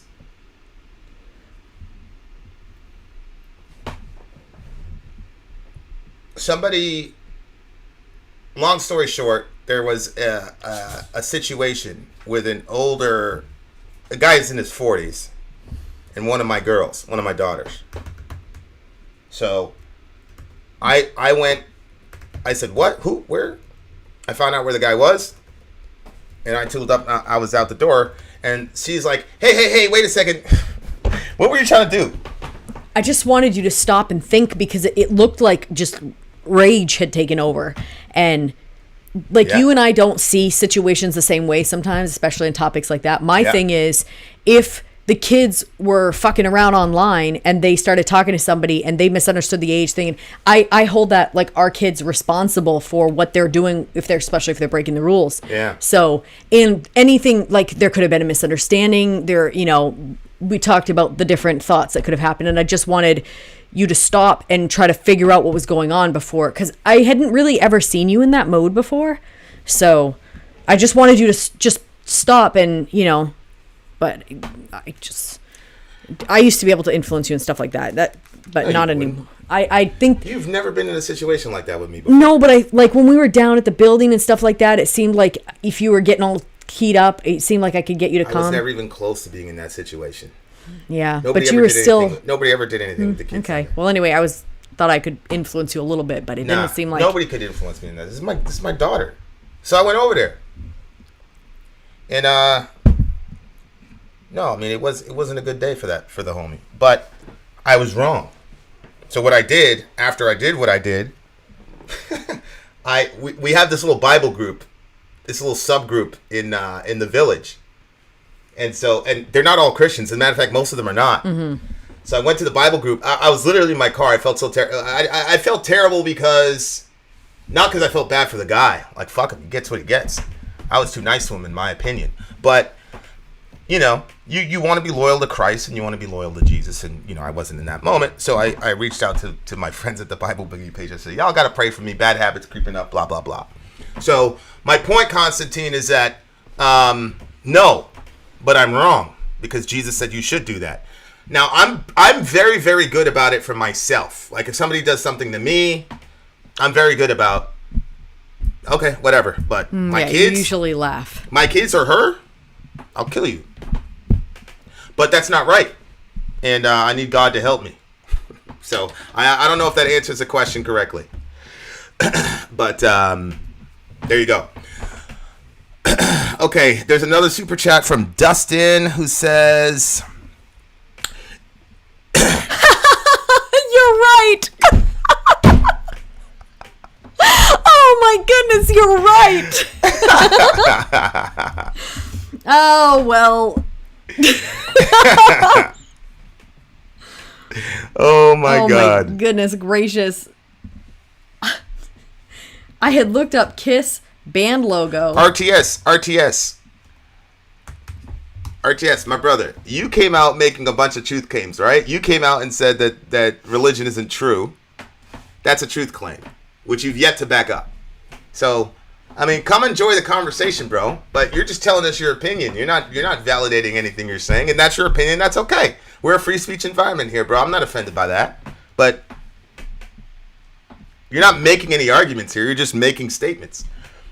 Okay, one last super chat, and then we got to get to the next song because Soraya wants to go to bed early, I guess. This is not a Christian position, but I approve of your choice. No, it is a Christian position because repentance is part of the Christian tradition. So what I'm saying is, Jesus says, "Turn the other cheek." I have repented of defending myself in that regard, and I've been tested, and I've done well. And she's seen it. I've done well. Mm-hmm. And then I realized, God showed me over the last year, yep, but your kids and her are your weak spot. And it's true. Like, for example, Elijah McClain, those cops, they strangled that boy and they killed him. And then they went back to the place where they killed him and made fun of it and mocked it. I just said, Jesus, don't put me in that situation, bro. Because all of us going to see you. All of us going to meet you. So I've got a long way to go in my Jesusification of myself, and I am completely secure in saying that my response to that dude was sinful, and that I need to repent of it, and that's why I reached out to my friends to get me the help. Okay, so repentance is a Christian position. Christianity is not about pretending to be better than you are. It's not. That's not the game. And look, you guys don't know me from Adam, so I could have answered that question in the way I was supposed to answer it, but why? Okay, guys, third song on the way. You know what you could have done is you could have actually downloaded the Slayer song. I didn't know it needed to be. Huh? I did not know it needed to be. I thought we were already ready. What gave you the impression that happened? I told you that we were ready? Oh, I thought we were about to start. Well, in the meantime, YouTube to empty. yes, Okay. have no fear, you guys. There's still at least 2 hours left to this stream. We have 4 songs remaining, and it is an interesting set of songs so far. Yep, interesting choice. I agree. Who? 7 always comes with the heat, bro. Always. Adam King, and listen to "Accidentally in Love" by Counting Crows to boost yourselves up if that's the case. Accidentally in Love? Was that the name of the song? Yeah. That's interesting. I hope somebody Sounds good, Skylar. I hope somebody asked for that song. I'm very interested in that song, actually. Okay, then why do you call yourself a pacifist, Vin? Because I'm following what Jesus says. I say I'm a Christian. I say I follow Jesus. Does that mean I follow Jesus perfectly? Has anybody ever followed Jesus perfectly? What I'm saying is the position that I hold is the position that God sets. I have done a very, very good job as far as myself. God has graced me with that. But I still have areas where I need to repent of that sin. Nobody who... do you live perfectly to your own moral standards? Look, guys, all of us have been in situations where we've had to contradict our own moral standards. And again, I'm completely fine with it because I was born a sinner, so I'm completely secure in that. I don't have anything to prove to anybody. But I'm curious, do you believe that you're completely consistent with all of your the moral beliefs that you have? Because I'm not sure that I don't think I've met anybody who's ever said that, atheist or otherwise. Have you ever met anybody that's like, yeah, I've lived a completely perfect life. I've never sinned. I have actually met people that said that to me before. What? And I didn't know. This was when I was a teenager. They were saying that they were perfect and that they hadn't done anything. Do me a favor and I'm trying to get that link. Refresh it, I guess. Let's do it this way. Your computer is so freaking slow, bro. Why is it so choppy? Check the storage. Yeah, I agree, Josh. Me and you are the same way. We try to follow Christ and we fail every day. You fail every day. So I hope that answered the question. I'm always going to try my best to be as real as possible with you guys, especially if it comes to Christianity, because I hate when people push bullshit. Slipknot Sean, yo. This shit is hard to do. Yeah, I'm right there with you, Seven. Seven's like, I'm working on it. And the thing is, people who have actually been exposed to real violence and participated in actual violence understand what I'm talking about.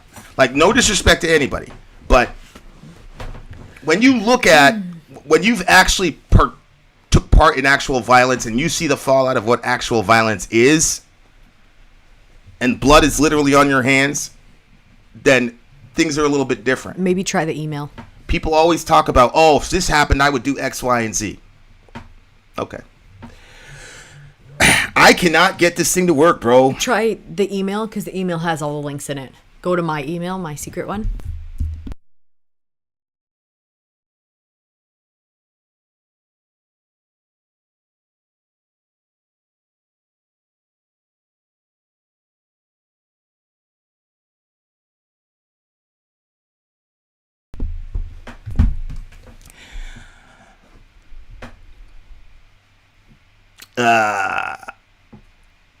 Yep. Daily. Hourly for me. But yeah.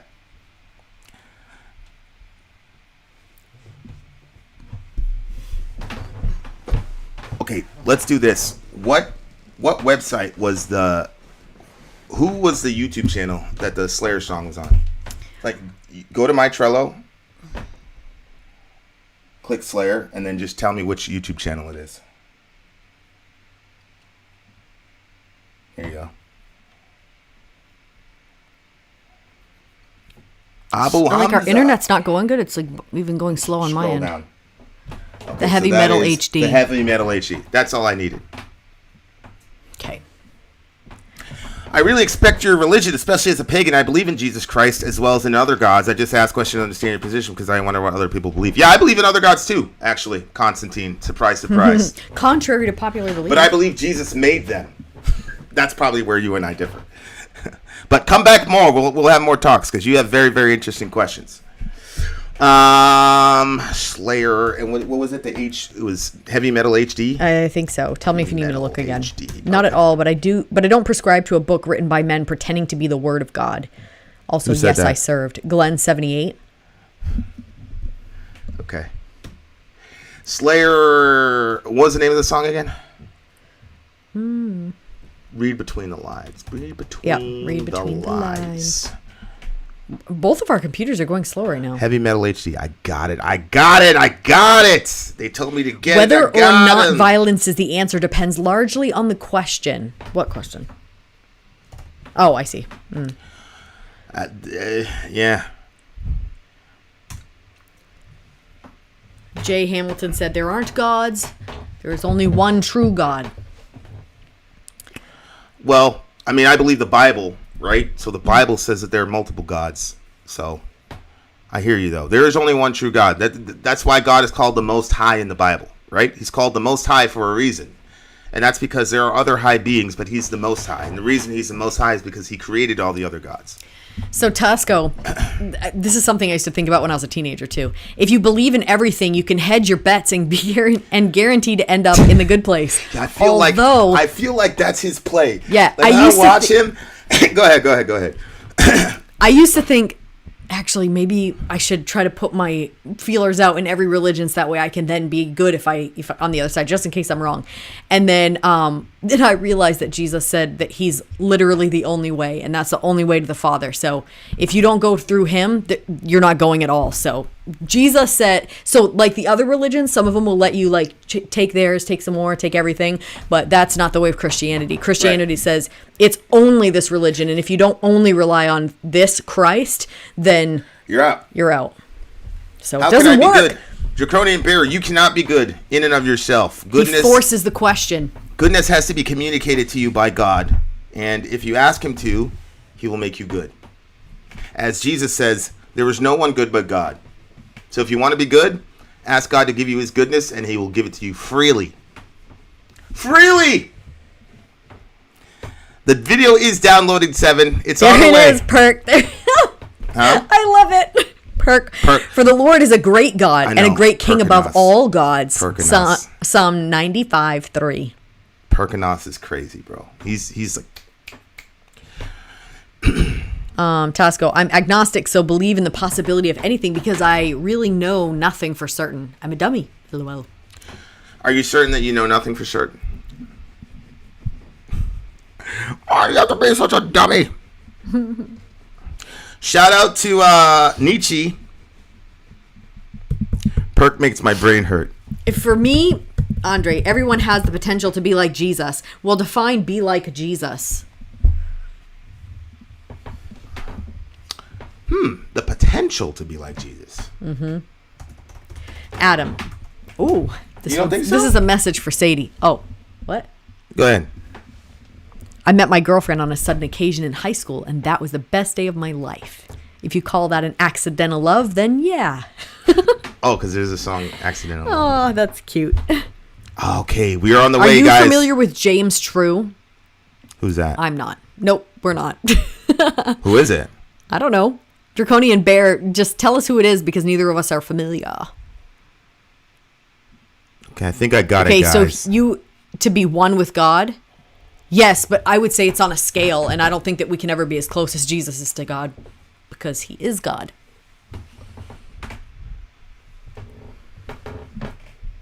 Slayer. Overshadow. The only thing I can mimic Jesus on is I have a long beard and hair. Long hair and beard. Oh, come on, Task. I've seen you be Christ-like to so many people in this room. No, that was Overshadow that said that. Who did I say? Who did I say? You said Tasco. Oh. Sean.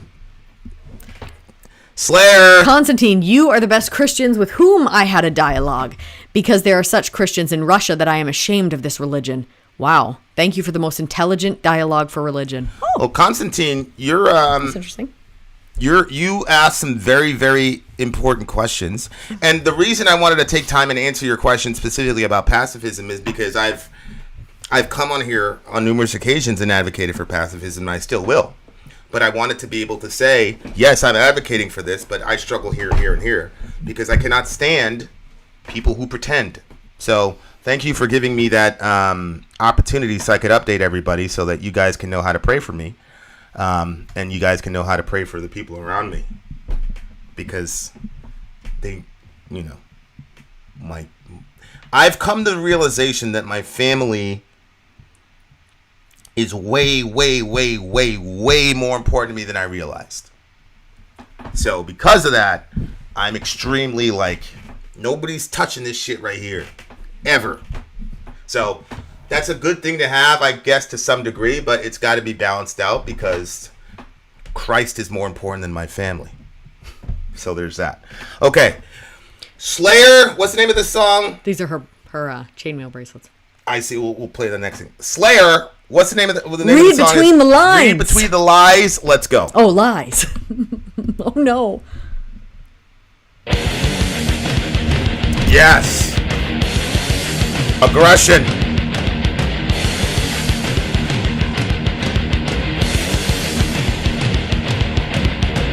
1988.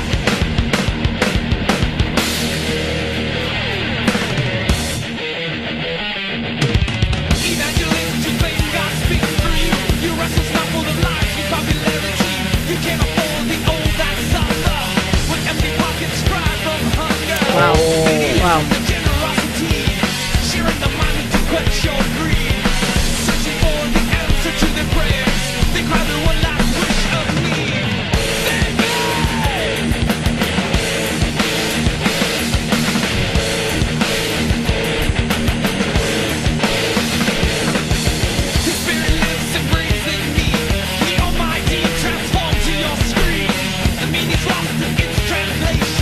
The holy words describe him.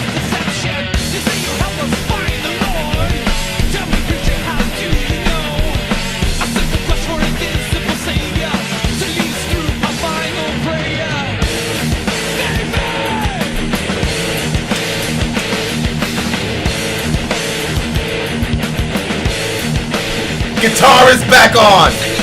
Hell yeah, bro. Get that shit.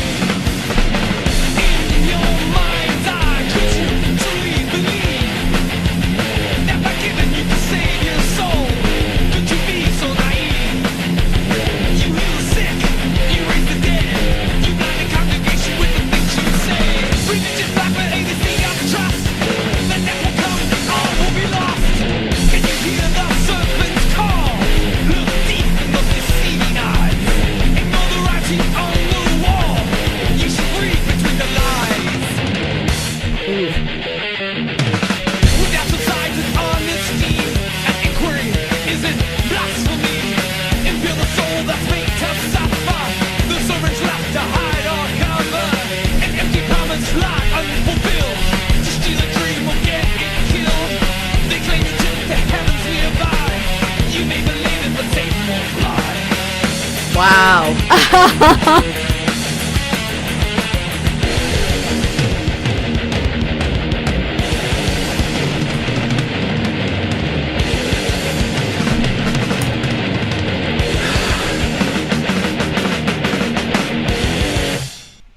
Woohoo! That's it.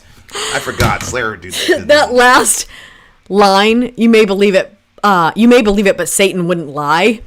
It was funny to me because I forgot about this, but when we were in youth group, we would always say that's the devil for different things. So if like somebody said something that was like clearly a lie or something was just off, we'd be like, that's the devil. And just like move it right along. So it reminded me about that because it was like clear to all of us that anything that was ever like that was the devil, it always landed in disaster when I followed it. Really? Mm-hmm. You know, when you're like, you have that like, you know, like those little cartoons where there's the angel and the demon on the shoulder.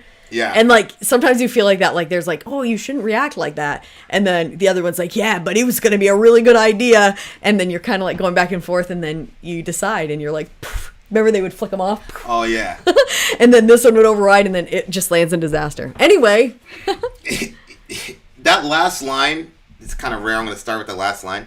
You may believe it, but Satan wouldn't lie. That's so brilliant. Because that last line is basically saying that the preacher is Satan.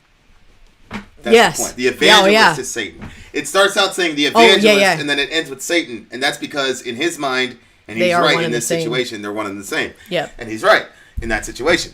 But yeah, the riffage was crazy. Mm-hmm. Like they had a couple. I think I agree. I mean, I haven't heard a lot much Slayer. I mean, all the Slayer that you guys see on the channel is all the Slayer that I've heard. That's the extent.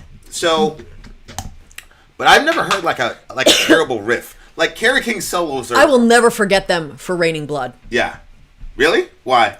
It was just crazy. I thought you were gonna say the Silent Scream one. Oh yeah, that one too. Both of them. That one was crazy. Yeah, the Silent Scream one was. Ugh. Yeah, that song was heavy. It was crazy. I misnamed it. That was the one I was thinking of. Which one? But I said Raining Blood, but it was the Silent Scream one. That's the one I had in my head. You know, like using you guys guitar people are gonna think this is funny. So I came up with Korn, so everything was drop D. Everything was so like the lower the thing was, the heavier it was in our minds because it was funk metal, was just very, very groovy. I had no idea that was the only genre. So when I got a guitar, I didn't touch my A string. You know, it's like, like I didn't. I'm like, yo, you can't get heavy. You can't be heavy doing that. You gotta go with the, you know. I mean, you've been to the shows, and I say, look at their hands. They're I'm always like, what? Yeah. And then I heard Raining Blood. I was like, whoa, that's heavy. That's really, really heavy. I was like, wait a second, they're not doing the drop D. So Slayer was like the first band where it's like, yeah, you don't just have to drop D to be heavy. You see what I'm saying? Mm-hmm. Can I order music from you? I'm just a newbie here and I don't know the rules. Okay, Constantine, brother, a couple things. Number one, you don't have to super chat every time you want to get my attention. Okay? As a matter of fact, I'm going to ban you from super chatting for the rest of the night. Don't give us any more money. Okay? Because we're friends now. So, if you want a song, send me an email, vincestory@gmail.com. You've already given a bunch of money right now, so we're not going to give you the regular quote because you've already given a bunch of money here. Okay? So send me an email, vincestory@gmail.com. Please stay, enjoy the music, talk to us, chat. Don't send us any more money, okay? Thank you. This is the only channel you'll find that the people say will ban you if you give us money. I didn't say I'd ban him. I said I'm banning him from giving us money. Oh, okay. Because I don't know if he thinks he has to do that every time to get my attention. You know what I'm saying? So I don't want him to think that. And he wants to do a song, and you know what I'm saying? Like, we can't. He's giving like $60 in here. Okay. Well, I think we all know what this is about. It's funny. Look at the subject of the song. Mm-hmm. So Soraya is the devil that. No, because I'm not the church money, and I'm not a pastor. This is our job. Yeah, I know. Stop doing that. I know it's our job, but still, fair is fair. Okay, go ahead. What are your thoughts on the thing? I mean, it's, to me, very obvious. He's talking about the prosperity gospel, the TBN not online preachers, but probably the ones that came out on TV and all that, like, who just want your money, and that's what it's all about for them. And they don't even care, like, who they're crushing beneath them. Like, it talked about poor people in their pockets. When empty pockets cry from hunger, penniless from their generosity, like, they don't have anything because they gave it all to the church. Yeah. Sharing their money to quench your greed, searching for the answers to their prayers. They cry their last wish of need, save me. And, I've told this story before, but we had, there was like this ministry, I guess you could say, that had started. It was downtown, and they did all kinds of stuff. They would give out jackets and shoes, and they were just trying to basically help the community. And there was like one day where we were going around and we were passing out like, things of water to people. So you passed out the thing of water, and then you would kind of talk to them and explain that this building was now going to be open. They were going to teach women to sew and cooking and all kinds of stuff. It was pretty cool. It was a pretty cool thing. Well, anyway, so we were going around, we were passing out these waters, and I went into this woman's apartment. She invited me in. I sat down and I talked to her for quite a while, and I ended up going back and visiting her multiple times, and she had she showed me this paperwork that she had. Actually, it was Matthew 23, I think, that was on it. Do you want to read that? What about Matthew 23? Well, I think it was Matthew 23 was like I think that might have been the name of the ministry. But basically what they were saying is, if you wanted something from God, then you were supposed to take it, in between your hands and put it in the paper, and you sent in your money, and then from that you were going to get rewards. And her son... What? Her son was sick, and she didn't have much money at all, and she was just sending in all of her money. And then I was telling her she didn't need to do that, explaining to her that it was wrong and whatever, but they kept sending her mail. And so she asked me, like, well, I went over Bible verses with her and showed her how that was completely unnecessary that she would do that.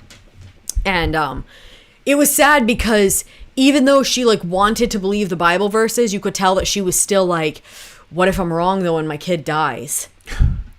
And so she still kept sending them money. She ended up passing away, but it was just such a sad thing, because it was like if anybody could see into her apartment from there, maybe they wouldn't even care, because I guess you would have to know that those were the type of people that were going to be sending in their money, especially when you say, if you have a loved one that's sick and you want to help heal them, then send us this money. And so she really wanted to heal him before she died. Mm-hmm.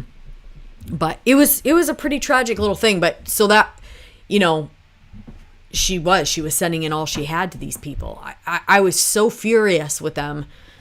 Yeah, and because of that, we have to share one of the most abused passages of all time in the Bible by these people who, unfortunately dupe some of the naive, I guess. I mean, that's a word there. You got to go with it. So this story is told in the New Testament, and a lot of times there's a building project or something where they need something. This story always gets quoted. Jesus sat down opposite the place where the offerings were put and watched the crowd putting their money into the temple treasury. Okay? Many rich people threw in large amounts, but a poor widow came and put in 2 very small copper coins worth only a few cents. Calling his disciples to him, Jesus said, "Truly, this poor widow has put more into the treasury than all the others, because they gave out of all their wealth, but she out of her poverty put in everything, all she had to live on." And what these people do is they will not show their churches the literal very next narrative.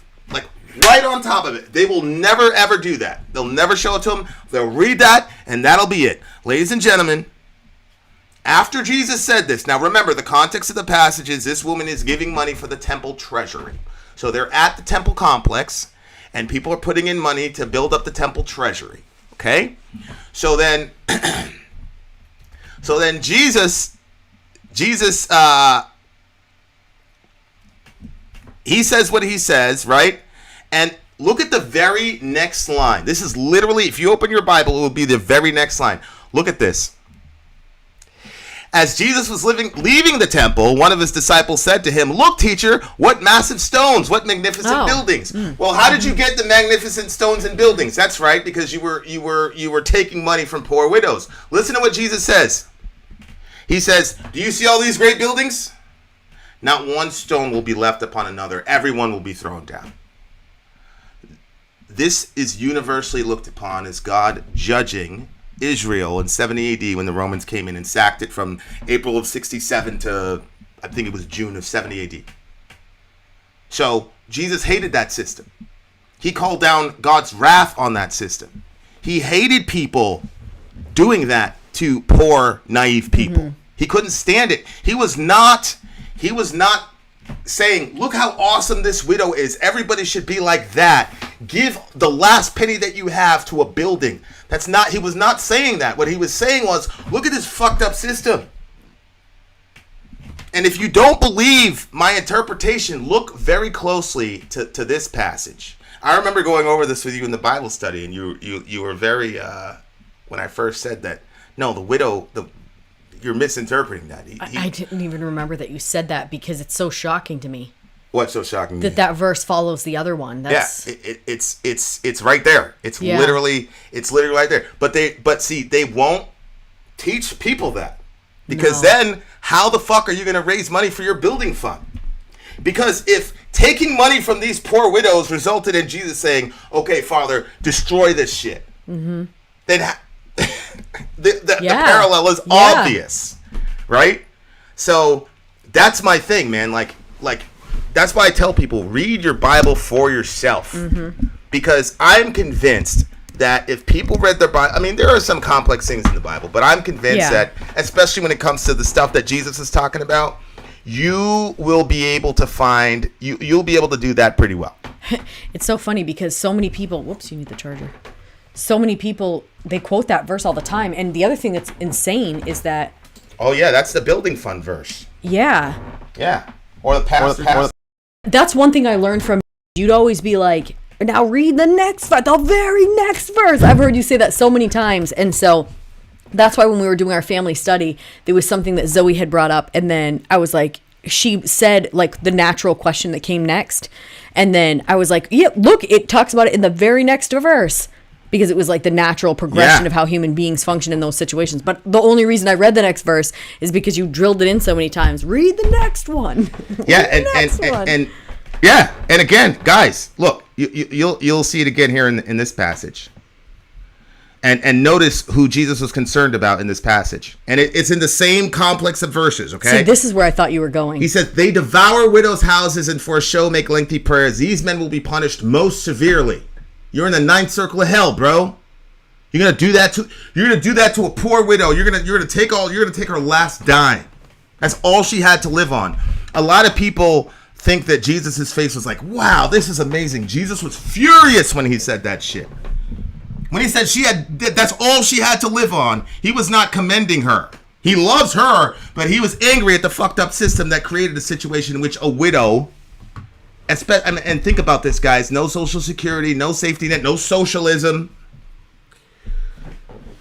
A woman who was widowed at the time without a man to protect her and provide for her was in a horrible situation. And this woman in that horrible situation gave her last dime because these people had created this fucked up system, which was nowhere commanded in the Bible, by the way. So Jesus said, okay, you guys want to do this to this woman? You guys want to do that? Okay. And to me, that was the last straw. That was the last straw for him. Mm-hmm. When he sat and saw that was the last straw. Because you look, it happened in Matthew 22. And then in Matthew 23, Jesus just goes, you Pharisees, that was it. That's what triggered him. That's what triggered him. So she was great for what she did in Jesus' mind. Oh, yeah, but the absolutely. System and the religion that forces people to do that puts the building over people. What they should have done is gone into the fucking thing, the temple fund, and given her a house and said, hey, we'll give you a stipend. You'll never have to worry again for the rest of your life. Yeah. The college that I went to, it had, like, the buildings were just very nice. I don't remember. It's like $1 million or $2 million property. I don't really remember. I just know it was a lot. And there was limited students. There was only like 125 of us in total, all 3 grades, which kind of gives you the culty feel right there. Anyway, they had, like, I remember just seeing different things that I disagreed with, but we couldn't say what we disagreed with. And then it was our final year, and I was like having it up to friggin' here with the way that the school was being run and with the different things that I was seeing. And I didn't say something about everything that I saw, but this was one of them that I started. But to be honest, if I could go back, I would have said it directly to the leader. But so anyway, we were running this kids program downtown, and the local kids were coming in, and the floors were just wooden floors, and they would sit on the floors so we could do the teaching because we had no chairs or anything like that. Mm-hmm. And so there was like a hall back at our school. It was shaped like a box, and when you went down the hall, there was a bunch of student rooms where the classes were held. But then there was one room. The college? Yeah, but there was one room that was locked, and we couldn't get. It was a very large room, and we couldn't get into it. I remember this. And story. And the they had paper over the windows, and the paper was like partially peeling off, or I can't remember. But I saw the friggin' room was full of shit. It was nice stuff, like big, nice rollout carpets, lamps, all kinds of very expensive stuff. And so I put in a request because you couldn't do anything unless you first talked to the leadership. So I put in a request that we could take one of those carpets so we could bring it down to the building where we were working with the kids, so the kids wouldn't be sitting on the hardwood floors. They weren't even hardwood. They were like splintery floors. It wasn't even nice hardwood. And they said no, because that stuff was it was gifts that was given to the leader of the school. And I said, well, what does that matter? Like, why can't she gift it to the children down at the building? And like the energy that I felt from that message interaction between us was, I did not like it, because I felt like I was being condemned for even daring to say anything about her stuff and even saying anything. But when I got that negative interaction from the leaders, then I started talking to the other students that were my friends. And I said, this doesn't make any sense. Like, these little kids are sitting on the floor while there's a carpet just sitting in that room. And her house is so stocked full of stuff. We have to be careful when we're walking through it so we don't knock shit over. I didn't say shit. But because you're a good Christian. I was a good Christian, but I was very offended or upset that they weren't putting, and I was confused because it seemed to me that it didn't fit our religion. And then I thought, did I misunderstand something about, like, because the energy was, I was a bad person. You know how I am about feeling like a bad person. Oh, yeah. So, but that was like, I felt like, no, this is wrong. This is wrong that little children, like these children were not even like converted to our religion. They were just coming in to learn. And like, these little children are going to sit on that floor. So she's not even using the carpet. Well, the thing is, she was. And then, you know what I did? Did she have kids? No. God never gave her children. Her house was empty. Apparently God told her, you're not going to have any children, but I'm going to give you many children. And so we were all her little slave children. Okay. Anyway, but this is the thing too. So there was that stuff in those rooms. And so I said, when we graduated, everybody had to give, like your class had to buy her a gift when you were leaving the school. What would happen if you didn't?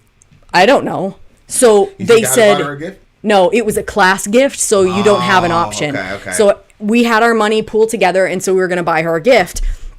And am I making this story way too long? No, go for it. So we had to buy her a gift. And so I said, she has way too much stuff just sitting in a room. I think we should take the money and donate it to a charity in her honor, in her name. Yeah. And yeah. People were kind of like, you could feel like people did not think it was that she was going to be appreciative of it. And you should have seen her friggin' face when we gave her that charity thing. She was not pleased.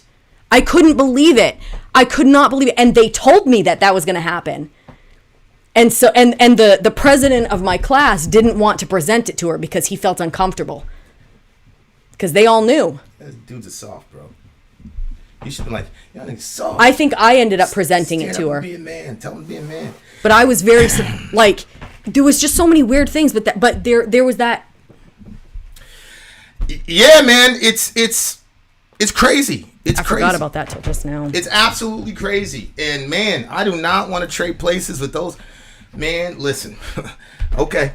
The way that modern evangelicals in the West and in America relate to money and relate to the poor, there's a real deep-seated resentment of poor people for being poor.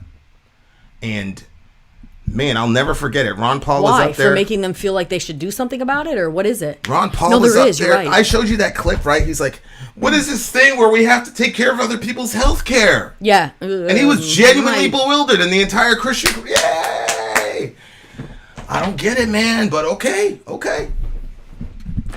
Yeah, I mean, there needs to be some serious reforms. If I was the president, I'd say, listen, if 75% of your capital is not going back into the community, then we're going to tax you. We're going to revoke your tax exempt status. 100%.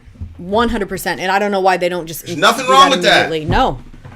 Because if you're operating at a consistent profit, you know what's sad though? You have a business. You don't have a church at that point. And there's nothing wrong with having a business. We have multiple businesses. There's nothing wrong with that.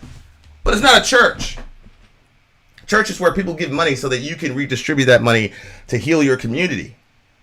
But if you want to have a business, fine. But you have to pay taxes like everybody else. That's what I believe. I totally agree. 100%. And they should start that tomorrow. And you know what's really sad? The saddest part to me is that I think some churches would then start to be more generous because they didn't want to hit that. Correct. No, the real thing is, the other church I went to had an accountant, the one that was mean to me. I know. All they would do was hire an accountant and find a way to loophole the hell out of it. Oh yeah. That's what they do. So they wouldn't even start giving. I never ever agreed with them doing that. You know what would happen? There would be this massive campaign about how Christians are being persecuted in America. Mm-hmm. That America's coming after us, they're persecuting us, they hate us, and then there'd be this big giant martyr thing. That's what would happen. Guaranteed. You know there's nothing in the the New Testament only has one direction about taxes. You know what it is? Pay them. The first pastors and apostles that started the church didn't have any tax exempt anything. That's a fact. Mm-hmm. So that's a problem with like Americans. Like they confuse the life that we have with what God says. Mm-hmm. So now we just believe that we should have a tax exempt status, and if it was revoked, that means we're being persecuted. No. That's true. Wow. Unbelievable. Songs of 10, obviously. Yeah. I loved it. It was heavy, good subject matter, yep. And he stayed on topic, and he didn't trash Christianity. I don't think he trashed Christianity. He was talking about a very specific person. Group of people. Very, very specific. He did oh my gosh, job. Babe. You could read this part. Can you hear the serpent's call? Look deep in those deceiving eyes. And you could play that clip of that guy. What guy? Remember the one that he looks like he's demon possessed? Oh, yeah. Copeland. Yes. Yeah, well, he scared that poor lady. You could play that point right there. He scared that poor lady. When she asked about the plane or something? Yeah. If your computer wasn't so chippy, I'd show everybody. But yeah. Give to Caesar what is Caesar's. Caesar's image is on the coin, so give him what belongs to him. God's image is on your person. So give God your person. There you have it. Right? You, human being, are the image of God. The money has the image of Caesar on it, or it has George Washington. So give Caesar what belongs to him. That was the early Christian church's stance on taxes. So we definitely need to be paying taxes if you're not funneling 75% of that revenue back into the community. That's what I believe. Definitely. All right. Well, there you are, dear listener. 10s all around. Then out. Sorry out. Gone. Shoot, I forgot to get the timestamp. Kenneth Copeland has Satan on speed dial. Just get this one. Go to 212 and just assume 30 minutes, right? Yeah. All right. Yes, we have, Ian. It is new. It's one of Soraya's brilliant ideas. The next song, ladies and gents, because I'm coming down with something. I'm very freaking sweaty, and my head is killing me, but we're pushing through, ladies and gents. You don't think this is making you hot, too? Nope. I specifically got this because it's got, like, some air thingy in it. Oh. But yeah, I was watching you sweating. I've been sweating all day. Do you want some of those things for my to shirt? boost your My immune shirt system? was completely soaked when I woke up today. I know. You were hugging me, and mine was wet, too. Okay, so the next song, ladies and gents, is Duran Duran, and we won't have to wait Chauffeur. because I downloaded it early. Yes, 213. Ra's al Ghul's Destiny. What's the name of the song? The Chauffeur? The Chauffeur. That should be interesting. The Chauffeur, guys. Duran Duran. We're gonna go from Slayer to Duran Duran. Eclectic indeed. Please get the lyrics. Yeah, what's the timestamp? 213. 213. Ooh, a video.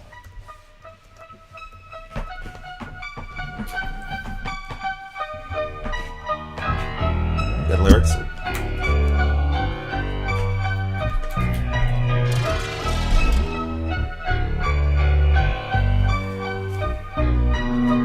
Out on the top lanes, the glides are moving. Oh, looking for a new place to drive. You sit beside me, so newly charming.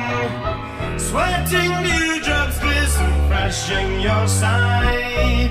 And the sun drips down, bedding heavy behind the front of your dress, all shadowy lined. And the droning engine throbs in time with your beating heart.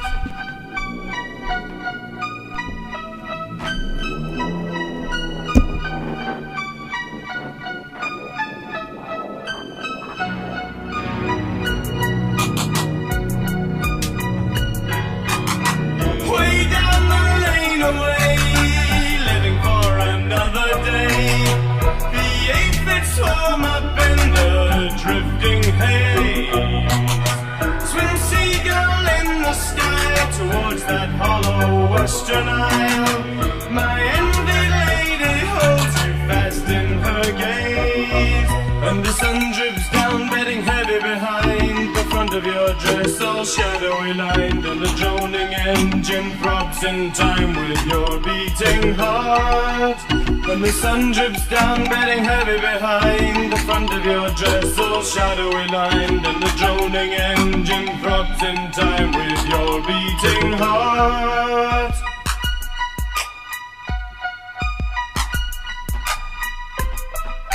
Sing, blue silver.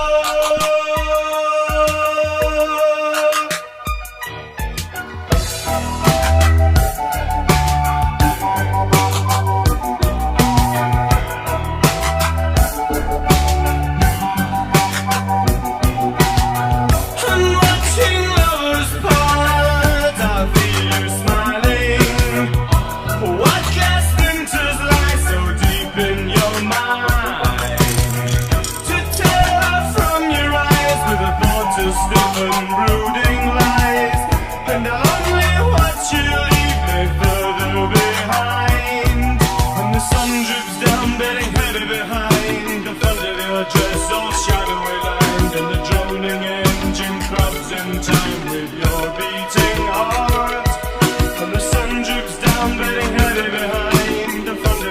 vessel shadowing line. The droning engine throbs in time with no beating heart.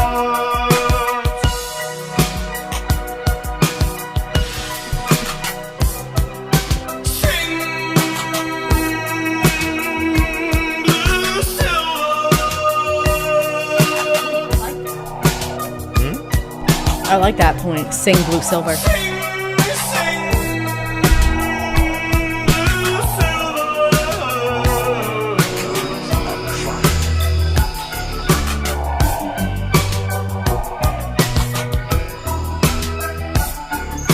It's happy sounding. More to this kind of camouflage. More than just color and shape.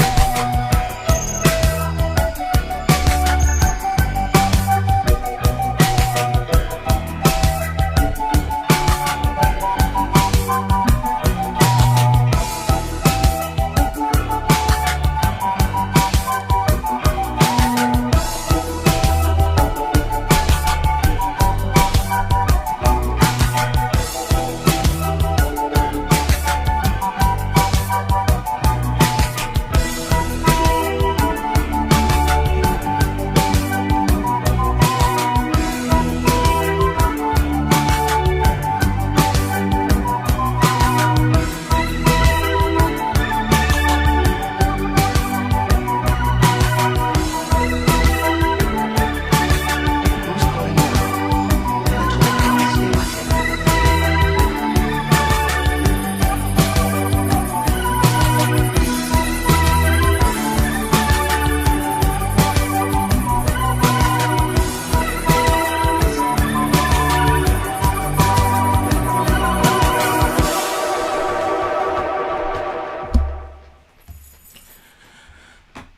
Duran Duran. The reason I knew about this band was because Jonathan Davis from Korn said it was one of his favorite bands as a kid. Oh, really? I said, oh, okay, Duran Duran. What? So I listened to one of their songs. I cut it off halfway. I was gonna say. They're not heavy. I had just Rejected. been converted to metalism. Mm-hmm. So that I was like, no, no, it's not heavy enough. Sorry, Jonathan. No Duran Duran for me. Okay. What were your thoughts? It was a happy sounding song, and Really, I thought it was kind of eerie and haunting. oh well, it was happy in the sense of you never watched Alice in Wonderland. No. Okay, well, it had this sort of, to me, reminded me a little bit of Alice in Wonderland when things are like not as they seem, but they're little, and the yeah, which you said it was haunting. Yeah. Your explanation was haunting. Mine was like the fun of Alice in Wonderland. And then it just made me think of happy thoughts. Okay, so lyrically, what's going on with you? How'd it turn out, Amy? How'd you do? We'll talk later. Was she interested? We'll talk later. Out on the tar plains, the glides are glides? Looks like glides. These guys are English, so maybe there's some like English stuff that we're gonna miss. But keep going, go there. All looking for a new place to drive. You sit beside me, so newly charming. It sounded like it was a relationship song, and it was going well. Sweating dewdrops glisten, freshing your side. So I assume she was like laying The tar grass? plains. Okay, the tar plains Yeah. would be the road, right? You know the plains. Yeah. It's like a big flat land, so the tar plains that would be stretches, long stretches of highway. And then they stopped to lay in the And grass? he's the chauffeur. Yeah. The glides are moving. All I'm looking for you. You sit beside me so nearly. Where do you see the grass in verse 1? Well, sweating. Oh, sweating. She's sweating. Yeah, I saw dewdrops. So I didn't read the sweating. Freshing your side. That's a very interesting way of looking at it. Freshing your side. Because sweat kind of does. It's there to refresh you when you're overheating. Mm-hmm. But I mean, most of us interpret sweat as nasty. Yeah. But he loves her so much that he's interpreting sweat as fresh, a freshening effect. Aw, that's cute. That's what happens. You fall in love with a girl. You start. Everything gets reimagined. Reimagined. Oh, okay. So now sweat isn't nasty. It's freshening her side. What was it like? She has a glow. There was one girl told me one time. She's like, I don't sweat, I glow. Yeah, that's I it. was like, nah, you sweat, bro, and you smell. Okay. Shout out to the Wasn't homie. that one that told you to do the push-ups? No. She looked like somebody would say something like that. Yeah, no. Her name was Clarissa, actually. She Clarissa was explains it all. Cuban, She was Cuban? and she used to call it Cuba. I don't know if that's true. I don't know if that's like the... What they say? Yeah. But yeah, she was Cuban. Glenn Okay. says sweat is sexy. Oh, I've heard lots of guys say that, actually. That makes know how that's my what mind makes me works. feel uncomfortable at the gym. You know how my mind works. Like the whole thong thing. Right. Just a very horrible idea. Horrible idea. But you think sweat all around is nasty? Of course sweat is nasty. Oh, I don't think I disagree. What do you mean? So wait a second. So when we're in the sauna and I'm completely drenched with sweat, you're like, that's great. I want to just drink gallons of that sweat. I didn't say drink it. Disgusting. Ew, Look at that's your not where we face. were going. Look at your face. It's almost as if the sweat is gross to you. To drink? What the fuck? To Okay. drink it? Yeah, that's disgusting. But not, have some fun. We're all sweaty, blah, blah, blah. Not drink it, though. yeah, but I'm in the sauna. Oh, that's so gross. Okay, first of all, I feel like I have a disorder that when I see something gross, I automatically think, what if I had to put that in my mouth? And I never let myself go there with your dripping sweat in the sauna, and I wish you hadn't have said that, because just... Now we're together. Sweat is nasty. No, I think it depends. Lisa says it. Lisa agrees. Sweat What is if you're nasty. kissing up a storm and you're getting sweaty? Is that still nasty, or Take is a that break. sexy? Take a shower. Take get a back at it. break? Take a shower. Get back at it. Take a break? Where is it in the Bible? You just got to do one session one time. Yeah, but why should you stop just because you sweat a little Because you bit? smell. No, dirty when I've been bodies. from morning, go and take a fresh. No. Dirty bodies stink when they sweat. If your body is clean and you sweat, you don't stink. Somos feos, apretamos el perro en amasoto. Okay. Okay, so What did you think about this? Okay, and the sun drips down, bedding heavy behind. The front of your dress all shadowy lined. Is it? Oh, because the sun was going down, and so it was just, oh, how cute. And the droning engine throbs in time with your beating heart. Boy, he's really struck by this girl he's driving around, huh? yeah, that's Deftones has a song called "Be Quiet and Drive," and that was my favorite Lovey song for a very, very, very long time. Oh, really? Yeah, there is some, and you're kind of like this too. Well, not as much as me. I love driving. Just me and you, and then we have our talks and stuff. I love that shit. That's my favorite. That's my favorite thing to do. I do. Me and you. I enjoy the drives, but it's hard for. I would enjoy the drives more if I had gone outside already. Like on the days where we've gone outside Right. and then we go for a drive, it feels complete. But if I'm like in the house and then I'm in Right. the car and it's just too much inside, Right. Especially and not enough post activity. COVID, yeah. And what do they say? Remember when? What's up, Charlie? What was that thing you were watching last night where the guy was like, remember when? What's up, Charlie? My condolences, bro. My condolences. You're a Kansas City guy. My condolences. Shout out to Patrick Mahomes. The guy was like, remember when life was simple? Like if you were fat, it was just because you moved it's too 'cause- little and you yeah. ate too much. It was Yeah, just that simple. So that's. I would like to walk more. I need to move more. All right. So and the sun drips down. Okay, yeah. So we did that. I liked the way he said, and then the droning engine throbs in time with your beating heart. Now I've heard a lot of songs where when the person sees something, it reminds them of the person. But this one was interesting because it was as it was happening, the sounds that he was saying reminded him of her. Yeah. But she was right there, and they were in the moment. Yeah, it's very interesting, technology and what that does with relationships. Like, Yes. It makes you wonder, like, just like on a practical level, like when we used to play Oregon Trail as kids, like you're in some wagon train or whatever, so it takes you a week or 2 weeks to get to a place that we get to in 5 hours now. And all of the ramifications of that on a relationship, I think, are very, very, very fascinating to me. But How so? well, I know what would happen in our family. I don't even think we would be able to. I don't think we'd get there alive, bro. If we had to do 2 weeks of travel together all of us, like Johan, Orion. You mean Oregon Trail travel? Yeah. That's what I mean. But no, I disagree with you because you train the kids for what you think is important. Yeah. And so if True. that was an important thing to you, they would be trained on that. And so I don't think that Yeah, they... you could train them, but you see how they are. They fight like cats and dogs, man. Oh, you mean the fighting? I Yeah, thought you that's meant what like I'm- surviving No, the I'm rattlesnakes talking about, like, and the... No, I'm talking about the relational side of it. I'm talking about how the lack of technology would affect our relationship with each other, being in a closed, confined environment where we're trying to get somewhere. You see what I'm saying? Yeah, I think you're just completely wrong because, you know, when I'm downstairs with the kids and I'm cooking and there's a lot going on, whatever, like basically everything runs very well. Except there's always two people that are always arguing, and that's because one person wants to argue. Yeah. You know what I'm saying? So, but they're... Shout out to the home. But that person believes that that's how you have conversation, Right. is to argue. They didn't believe that... What's the point in a conversation if you're not going to have an argument? Right. Is that person's perspective.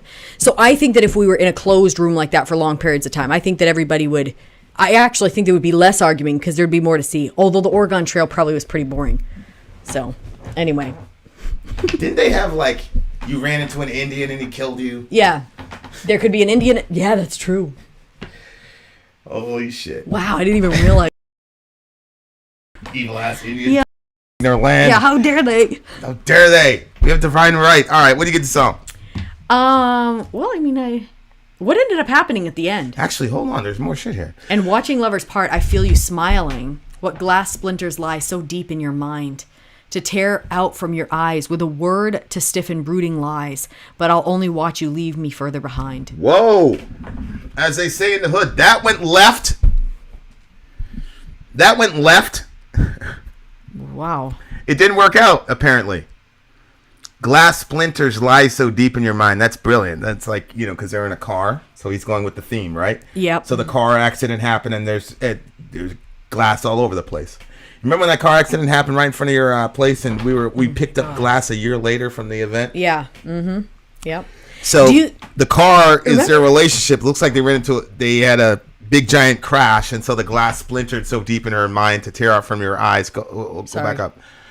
With a word to stiffen brooding lies. So somebody came in and poisoned the well, and she believed them over him. Well, remember that movie that we Damn. watched? It was dated back, and there was basically the butler. He was a black guy, and the woman was wearing, I think, a yellow dress, and he was her chauffeur. He had to drive her around, and stuff wasn't going good between her and her husband. And then they ended up sleeping together, and she found out she was pregnant, so then she had to get him killed. Yeah. Remember that one? Yeah. This song reminds me of that movie. What was that movie? I forgot that. It wasn't Driving Miss Daisy. No. I don't remember what the name of it was. But I mean, I don't think it's as dramatic as anybody dying, but it just looks like the car was a metaphor for their relationship or whatever. And then somebody came in with some brooding lies and destroyed their car, and so there's glass splinters in her mind. It says, with a word to stiffen brooding lies. So it seems like she already had like some questions, there was already some things going, and then somebody brought the information that really made it so she was like, that's true, I am right. Yeah, because again, he's a rock star, so there's all the assumptions, yada yada yada, and how men are viewed, blah blah blah. So yeah, and then somebody came in and reinforced those lies. Yeah, it's a good point. Holy smokes. Okay, and then it said, known as Albert Schweitzer, there's more to this kind of camouflage, more than just color and shape. Who's crawling now in the tall grass near my tent? Listen. That's the next one, bro. Sing blue silver. I like that part. Just the words, sing That's blue the car? silver. Oh, I don't know. Driving, blue silver car. Oh, okay. I didn't know what it was. I just liked the sing blue silver. Okay, so this one was very interesting. It was you had such a unique sound to it. I've never heard anything like this that I can recall. So that's going to bump it up a bit. But at the same time, it wasn't something that I was like, wow, I definitely would add that to my playlist and listen to that every day. But would be something that I would listen to again on occasion. So I'm going to go with a 9.2. And you, sir? So this song makes me want to listen to Be Quiet and Drive from the Deftones. I call it girlfriend music. I still like Be Quiet and Drive better than this, although I am almost certain that this song was an inspiration for Be Quiet and Drive. And Deftones covered this song. Oh, I'm they seeing did? in the audience. Deftones Oh. actually covered the song, and apparently they nailed it. So when we ever get to Covers Week, inshallah, we'll be able to do it. Oh, we never reacted to Be Quiet and Drive. 9.6, you beautiful people. 9.6 it Boom, is. there you have it. There you are, dear listener. Vid out. Sorry out. Gone. We never listened to that one, Be Quiet and Drive. We never listened to that one. Have Not I on ever the- heard Not it? on the channel. Not on the channel. What's... Dream Theater is next. Okay. 6 o'clock or 6 minutes or 6 the fuck up or... Yep. At some point, I'm going to have to mature and retire the word. Listen, What? I'm fucking sick as a dog, so you're going to have to carry the next two songs, okay? Okay. Do you want any of that immune stuff? I mean, it's too late now. Talk to No, the it's people, not. whatever. My point is, I need you Yes. to... I can't carry... I need you to carry I the thought I next was. two. I just told the whole stories and stuff. Was Okay. I not? Yeah, just keep it up. Hello? Oh, my God. There's Dream Theater. Oh, we're good.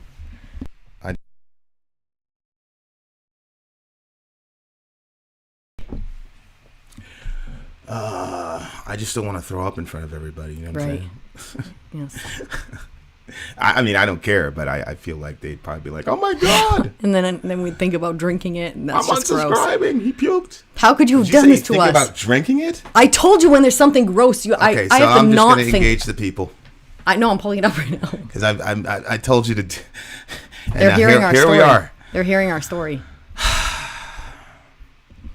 Oh, Corey Martin says, "Get well, Vin." I'm fine, man. Don't worry about it. I'm good. I'm really good. I'm all the way good. Okay, this song is Oh, called... really? Be Quiet and Drive was about Maynard driving around high with Chinko? No. I don't believe that. Because Maynard and him did a song together, which we actually reviewed. Oh, really? Yeah, but it wasn't Be Quiet and Drive. It was another one. But again, the car was the metaphor. Remember the roll the wind? Oh, yes. Yeah. Yeah. The car was the metaphor again. Wait a minute. That's Passenger, though. That's Passenger. That's Yeah. not Be Quiet and Drive. That's Passenger. Right, exactly. So maybe that was about Passenger. I don't know. But don't take Be Quiet and Drive from me, you bastard. Oh, no. Amy Lee, sorry, poisoned our Vinny in front of us all. Someone call 911. What do you I mean? would never do such a thing. Huh? What'd she say? She said you She said I poisoned you. Stop making a face like that. I'm sorry. I shouldn't have pushed you like that. My arm is not hurt. I mean, I'm fine. I mean, it's, you know. Ew, Jay says do it exorcist style. Yeah, exactly. That's exactly what Passenger was about. That's why Soraya loves that song. to this Definitely day. a fan of that. Very glad that I found that song while Vinny was in the room with me. How exciting. You didn't find that song. The first time I heard the song was on the channel. Yeah. Oh, okay. Yeah. All right. So what do you mean I didn't find it? We got Dream Theater up. All right. Oh, man. Were you sweaty a couple days ago? Yeah. You were kind of fucked up Yep. a couple days ago, so I don't know. We probably got COVID from your mom. You probably have COVID right now. I slept How- almost all day. how is she doing? I slept so many hours. How's she She's doing? tired. She's tired, and now nobody can go help because everybody's having all their situations. And then, Oh, my God. You're going to have to go back down there, bro. oh, I know. I Let asked your her mom do how all I that shit can by help. herself. I asked her how I can help. She said that the food, because I made a whole pan of lasagna, and then I let it cool in the fridge, and then I cut it all up into squares and took the squares out and set them on a cookie sheet and froze them. So then there's a bunch of just like one serving size of lasagna that they can just pull out of the freezer and stick in the microwave. Yeah, we got to talk about that later. We got to figure out what to do with that for her. Because She sounded very tired. and her parents are dying in front Right. of her. There's just too much. Yeah. Okay. What is this? Dream Theater? Corey Martin, that's friggin' disgusting. It looks like I don't want to Don't hear it. read it, I don't want to babe. hear it. Okay, so is it 6 hours, 6 minutes, I'm just going to call this song 6 o'clock. This is Dream Theater. I'm calling the song 6 o'clock. And I don't think it's 6 minutes because the song is 5 minutes and 37 seconds long. Okay, so And- what's the name? What's the timestamp here? Shiza. 2:36:42. 2. Is my man still here? Seven Dustin still here?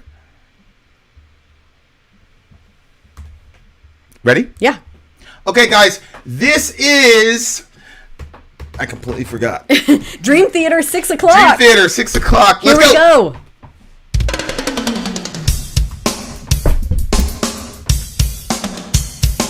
Is that Petrucci, right? John Petrucci.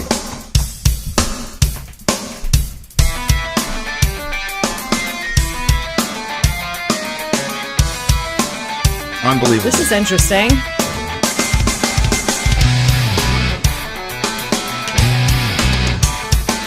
All right, 6 o'clock. Yes, we were right.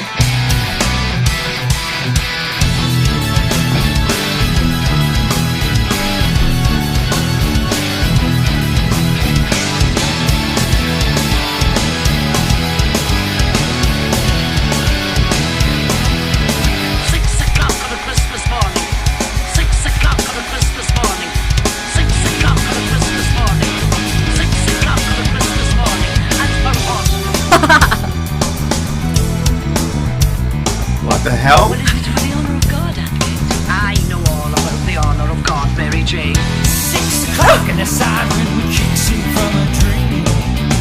Try to shake it out, but it just won't stop. Can't find the strength, but he's got promises to keep.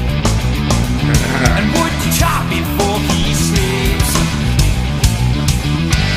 I may never get over, but never's better than now. I got faces to cover. Oh my God. This John is so Petrucci. interesting. John Petrucci. It's like falling. He's in that parking lot and he's just sitting in his car. It's 9 o'clock, but he can't get out. Lights a cigarette and he turns the music down. We just can't seem to shake that sound. Once I thought I'd get over, but it's too late for me now. I got faces to cover.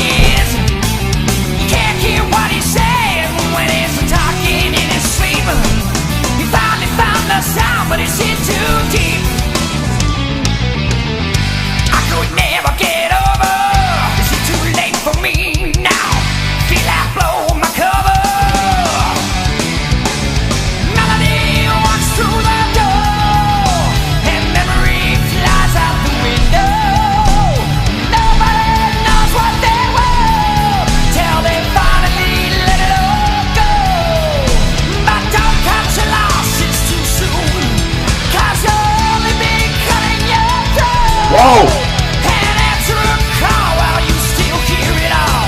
'Cause nobody will if you won't. 6 o'clock on a Christmas morning. 6 o'clock on a Christmas morning. 6 o'clock on a Christmas morning. 6 o'clock on a Christmas morning. I know the old gone very I know the old gone very I know the old gone very I know the old gone very Jane. Mary Jane. I was wondering how that was going to end like that. Man. Okay, so John Petrucci, when we started the channel, John Petrucci, every 2 seconds people kept, I don't know, I said so-and-so was the greatest guitarist of all time. I think it was like Dime. Probably said something about Dime. I'm sure. Yeah. And people were like, John Petrucci. Of course, I was completely metal ignorant, so I had to Google him. I was like, who's that? Oh, he's the lead guitarist of Dream Theater. Okay. So then I Googled John Petrucci solo. I YouTubed it. Yeah. So there was like, and I was watching, I was like, oh, I stopped it after the second. I said, oh, okay. I love Dime. I love Dime. You think Petrucci's better? Yeah. Okay. John Petrucci, his technical proficiency.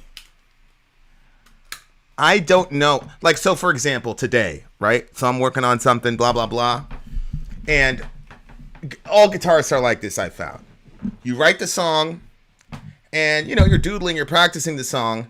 And then what happens is you start adding little nuances to it or changing it. Like I'll show you if we practice later on today. It's probably doubtful, but I'll show you in the next couple days. But what happens is you have the song, you have the general song out there, you do it A to Z, but then as a guitarist, you go, oh, it would be cool. Like, yeah, we do this note, but do it this way, or change the tone. There's subtleties to it. So to the normal listener, like if you don't have an instrument, like you're just hearing one thing, but to actually play the thing, it's like, whoa, this guy added a lot of. So I'll show you like the evolution of our song. But him, it just seems very, very natural to him. Like I do that as well, but it takes a very, very long time. Like I have a goal. I got to practice the song 40 times a day, like all the way through. Oh my God.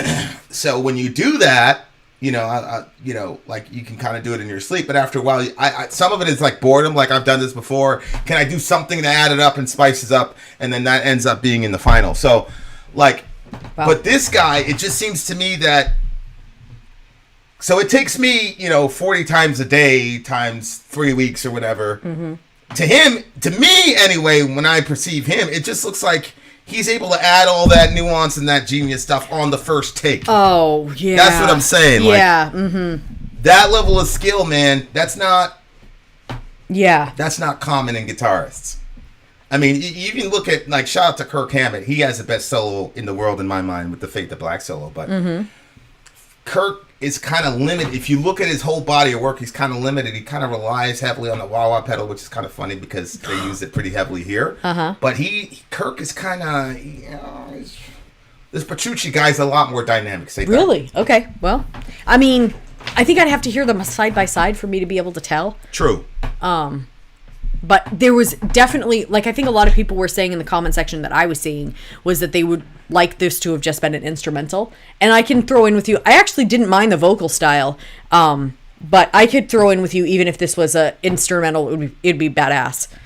I have no clue, though, what we're talking about. 6 o'clock on Christmas morning. And for what? I thought that they were talking about why get up so early on Christmas morning? Like, it says it's an adaptation from James Joyce's short story from his book. This is one of the things that kind of annoys me about progressive music. It's like, okay, it's bookended with that. Maybe it's a concept record. I'm not sure. Who knows? 6 o'clock, the siren kicks in, tries to shake it off, just won't stop. Can't find the strength, but he's got promises to keep and the wood to chop before he sleeps. Okay, keep going. I may never get over, but never's better than now. I got bases to cover. He's in the parking lot and just sitting in his car. It's 9 o'clock, but he can't get out. He lights a cigarette and turns the music down, but he just can't seem to shake that sound. Once I thought I'd get over, but it's too late for me now. I've got bases to cover. Melody walks through the door. Memory flies out the window, and nobody knows what they want till they finally let it all go. The pain inside is coming outside. Uh-oh. So many ways to drown a man, so many ways to drag him down. Some are fast and some take years and years. You can't hear what he's saying when he's talking in his sleep. He finally found the sound, but he's in too deep. Ooh, that's good. I could never get over. Is it too late for me now? Feel like blowing my cover. Melody walks through the door. Memory flies out the window, and no one knows what they want till they finally let it all go. But don't cut your losses too soon, because you'll all be cutting your throat. And answer a call while you still hear it all, because nobody You'll will. only be cutting your throat. Don't cut your losses too soon, because you'll only be cutting your throat. Oh, what did I say? You'll. Okay. I thought I read it like that. Anyway, and answer a call while you still hear it all, because nobody will if you won't. Huh. And then it goes back. Yeah, then it goes back And to then the there main was thing. how can you break a man down? How many times Yeah, can that you break was- him? What line? Where was that line? I couldn't Right even- here. So many ways to drown a Yeah, man, yeah. so many ways to drag him down. Some I are wonder if it fast has and anything to some do with a take job. Some are fast and some take years and years. Yeah. Yeah, I think You think it's the 9 to 5, the job? it's the 9 to 5, and I think it's also relationship wise, because he's talking about you don't know what you have basically till you let it go. Nobody knows what they want. Melody walks through the door, so it looks like there's some relationship stuff. Like he's torn between that, and simultaneous to that, he's got to live in this world and wood chop, do practical shit like that. But he's trying to figure out where he's at with this relationship thing. It seems like. And all these other things, and he's kind of getting to the end of himself. What's the siren that kicks him from the dream? Because when I heard it, I thought of, the mermaid sirens, but that can't be what it is. It must be his... I think he's in his car, and he's trying to turn the music down or whatever. So, because it says... No, he gets in his car after, because this is when he's getting up. 6 o'clock, the siren kicks him from a dream.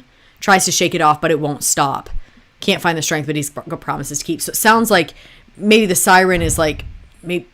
I don't know if that has to do with his alarm clock or if that's if he's like a fireman. I think he's in his car. I think he's in his car and he fell asleep. Then the siren woke him up. That's what I think. Tries to shake it off, but it won't stop. Yeah. Can't find the strength. He's got promises to keep and wood to chop before he sleeps. He's trying to find the strength to kill himself, I think he's... Oh, I thought he was trying to find the strength to live out the day. No, I think he's trying to find the strength to do something bad to himself, but he has promises to keep and wood to chop before he sleeps. He's got sleeps as in death?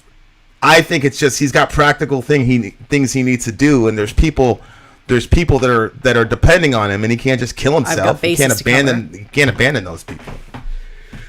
I may never get over, but never's better than now. That's brilliant. He can't seem to shake the sound of what? The siren? Yeah, and whatever's bothering him. Reginald McNugget says it's a clock alarm. So he agrees with you. I still don't agree with him. But we continue. But you know how like firefighters have that? They have like an alarm that wakes them, like a siren. I didn't know that. Yeah, when they sleep, like when they're on duty, but there's no fire. Oh, they yeah. sleep there. Oh, so the guy's a fireman? No, that was just I'm just saying like maybe something like that. I didn't know. I'm not saying he's a fireman. I'm just saying it reminded me of that. But I don't see anything else in the song that kind of tells me that. I've got paces. So Melanie walks through the door and Memory flies out the window. What does he mean? See, Melody, I was like, maybe that's a double entendre because he's a musician. Oh, yeah. I mean, Melody is a... she's walking through the door. Melody is a... Yeah, but... Is she going in or out? That could be he's leaving his family for music. You see what I'm saying? If you take the melody as literal melody, or if you take melody as a woman, an actual woman. But I think all of these artists are always conflicted with their life at home and chasing their dream. Yeah, you have to. I don't see how someone doesn't when you have a job that consumes you to that degree. Yeah, you're always conflicted. I mean, we were talking to an artist that was saying like it's been a hard couple years because anytime there's a family function, she's not there because the big holidays and stuff, it's go time. That's when people want to go to shows. That's when people want to whatever. So, this is a no, right? Yeah. Okay, thank you for jumping on that. The pain inside coming outside. Yeah, I guess when Melanie walks through the door and Memory flies out the window, I wondered if it was like, if Melanie's a woman and when she walks through the door, if she's leaving and that's what makes Memory fly out the window. I didn't know if it was I interpret it as She's coming in. and so his memory of the other girl is out the window because Oh. this girl has a very big bum. That's how I interpret it. Oh my goodness. Well, that's what it looked like to me. Yeah, but nobody knows what they want. Nobody knows what they want until they finally let it all go. So if it's the rock star dream, it's, hey man, do you want to follow Melody, the rock stars thing, or do you want, this life here, or is it, do you want to, satisfy this urge right now because Melody's through the door, or do you want this other thing? Either way, there's a conflict, and he's a decision has to be made. He's really struggling with it on top of the pressures and the exigencies of life. It is kind of difficult to be a dude, man. It really, really is difficult to be a guy, especially in a capitalist context. Okay, why? What?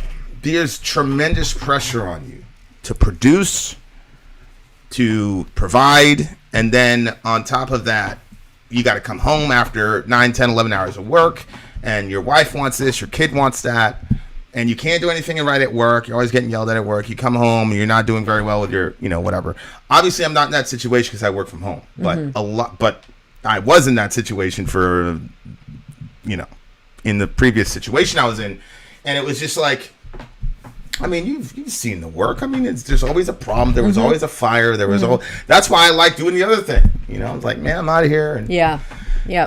and I was operating with some really high performers, so but regular, work and all that, like, it's hard, man. You're grinding, and you come home, and then it's, wife wants you, you're not good enough. She wants all this attention, but you're completely sapped of energy. You got kids, they want attention, and you just feel like inadequate all over the place. It's so interesting because you're actually the first man I've ever heard say that. I'm sure it's true for lots of men, but I've never heard it before. I've heard women say it a lot. And what they say is, we're home all day. He gets to go off to the job. He doesn't have to hear the kids screaming the whole time and them fighting and all that. He gets to go to a job and work with adults. See, that's Genesis 3, though, right? Yeah. God says, by the sweat of your brow, you'll eat bread. So Adam's curse is he's got to go out and sweat. And Eve's curse is, pain and childbearing. Right? And child rearing, as I say. Then he comes home. He wants more. The kid's been pulling you all different directions. Give me 2 seconds, guys. Well, you guys better get those likes up if you want us to complete this stream, because poor Vinny is not doing well at all. He's sweat all over his face. And yep, he's not feeling well. Poor thing. Okay. Sorry, guys. But yeah, that's what I was thinking about that. I thought, because the women will always say, oh my God, the kids have been pulling me all kinds of different directions throughout the day. I've been cleaning. Everything that I do gets undone by the children. And, you're cooking and then everybody consumes it. So you have to cook again the next day. And it can feel like a very thankless job. And then the husband gets home and he's saying that the wife wants to talk. She probably does because she's sick of being just with the kids all day long. She wants to talk to an adult. And then he's tired. But then usually the man, from the women's perspective that I've heard, the man, he's got some energy left in him, and so she's super tired, but now she's doing other things. So anyway, but yeah, I liked the song. I thought it was an interesting sounding song. It had a lot of, like he said, musically it kind of went in a lot of interesting ways. And I still don't understand what it has to do with 6 o'clock on a Christmas morning. That doesn't make any sense to me, and I don't understand how that even connects. And then I don't know if when it says 6 o'clock, the siren kicks in from a dream. Why would they say siren if it's an alarm? Except that maybe it feels like a siren to him because it's the start of another day that he doesn't even want to be awake for. And especially if your dream life is better than your waking life, then maybe he feels like when he's getting kicked out of the dream by the alarm that it's like a siren because it's like shocking and jarring to him. Yeah, that makes sense. So anyway, that I've said my piece on that. He found the sound, but he's in too deep. How did you interpret that? Well, I actually didn't talk about that one. So many ways to drown a man, so many to drag him down. Oh, you can hear what he's saying. You can't hear what he's saying when he's talking in his sleep. Oh yeah, no, I did have an interpretation of What that. was that? What was that that was so when he finally found the sound, I took that as like what he wants, because remember he was talking about like not knowing what you want and stuff like that, but he's in too deep into his dream. So like sometimes when I'm dreaming at night, something makes so much friggin' sense. And then I wake up and I'm like, yo, what was that? What was the answer to that? I definitely had the answer last night. And so that to me was it. Like he finally found the sound or the thing, whatever, but he's in too deep. But it could be a double for he's in too deep relationship wise. I don't know. What did you get that from that? I interpreted that as he's almost like deluded. Like, because he's so like all over the place and he's like trying to escape in his mind. Mm-hmm. And now he's like, he can't get out of it because he doesn't know how to deal with his real life. Looks like to me. I don't know. But I love the musicianship in the song. It was really, really good. What'd you give the song? Did you rate it for when I was gone? No, I was waiting for you. I'm going to go with a... Oh boy, this one's a tricky one because I'm thinking 8.6, but 8.7. 8.7? Yeah. You gotta give it more than 8.7. I don't have to do anything. I wasn't a big fan of the vocal style, but 9.4. 9.4. Woo. Okay. You dumb butts. I like it. 6 o'clock. There you are, dear listener. Get those likes up if you want to give Vin the energy to continue Vin on. out. Sorry, Gone. out. Gone. People are you guys being way too dramatic. It's just being sick, guys. It's nothing. It's all right. Trust me. You guys, I was sick as a dog in one of the things that I had to complete, and I completed it. But I lost like a bunch of weight. Okay. What's the Devon Town? We are on one more Strapping Young Lad Detox. with lyrics. Thank you so much for the lyric videos and the order. You made life very simple for me, big homie. He said he was going to. Who? Dustin. Yeah, I appreciate that. He's going to hook you up. Who? Dustin. Dustin. Oh, Dustin. Yeah. Okay, Strapping Young I'm Lad actually pretty Detox. excited to actually hear Strapping. That's Devin Townsend. Yes. You know that, right? So it's gonna be I Devin. didn't. Okay, so I Strapping will Young not Lad. dehydrate, Goth Mama. I've got a liter of water here. We've got what, guys? I so appreciate everybody's concern for me, really. But there's only one more song, and honestly, all I'm gonna do after this is listen to music anyway. So thank you guys for your concern. Let's strap in and get this one done, guys. Okay? Strap in for Strapping Young Lad. Yes, sir. Detox. Let's go.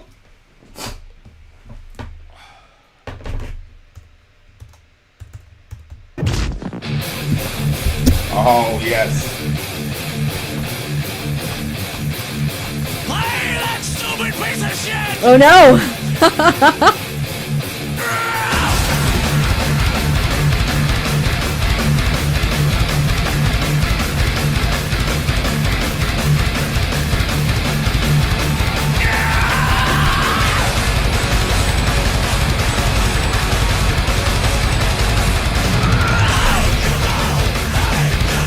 You mow? Mo. I think it's like a mofo.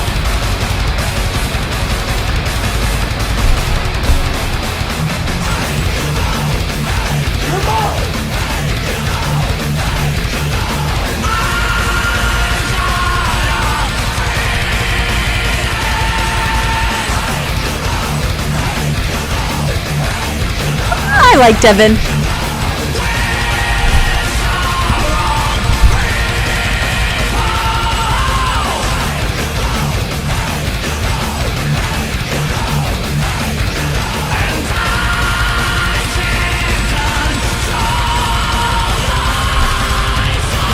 Oh no!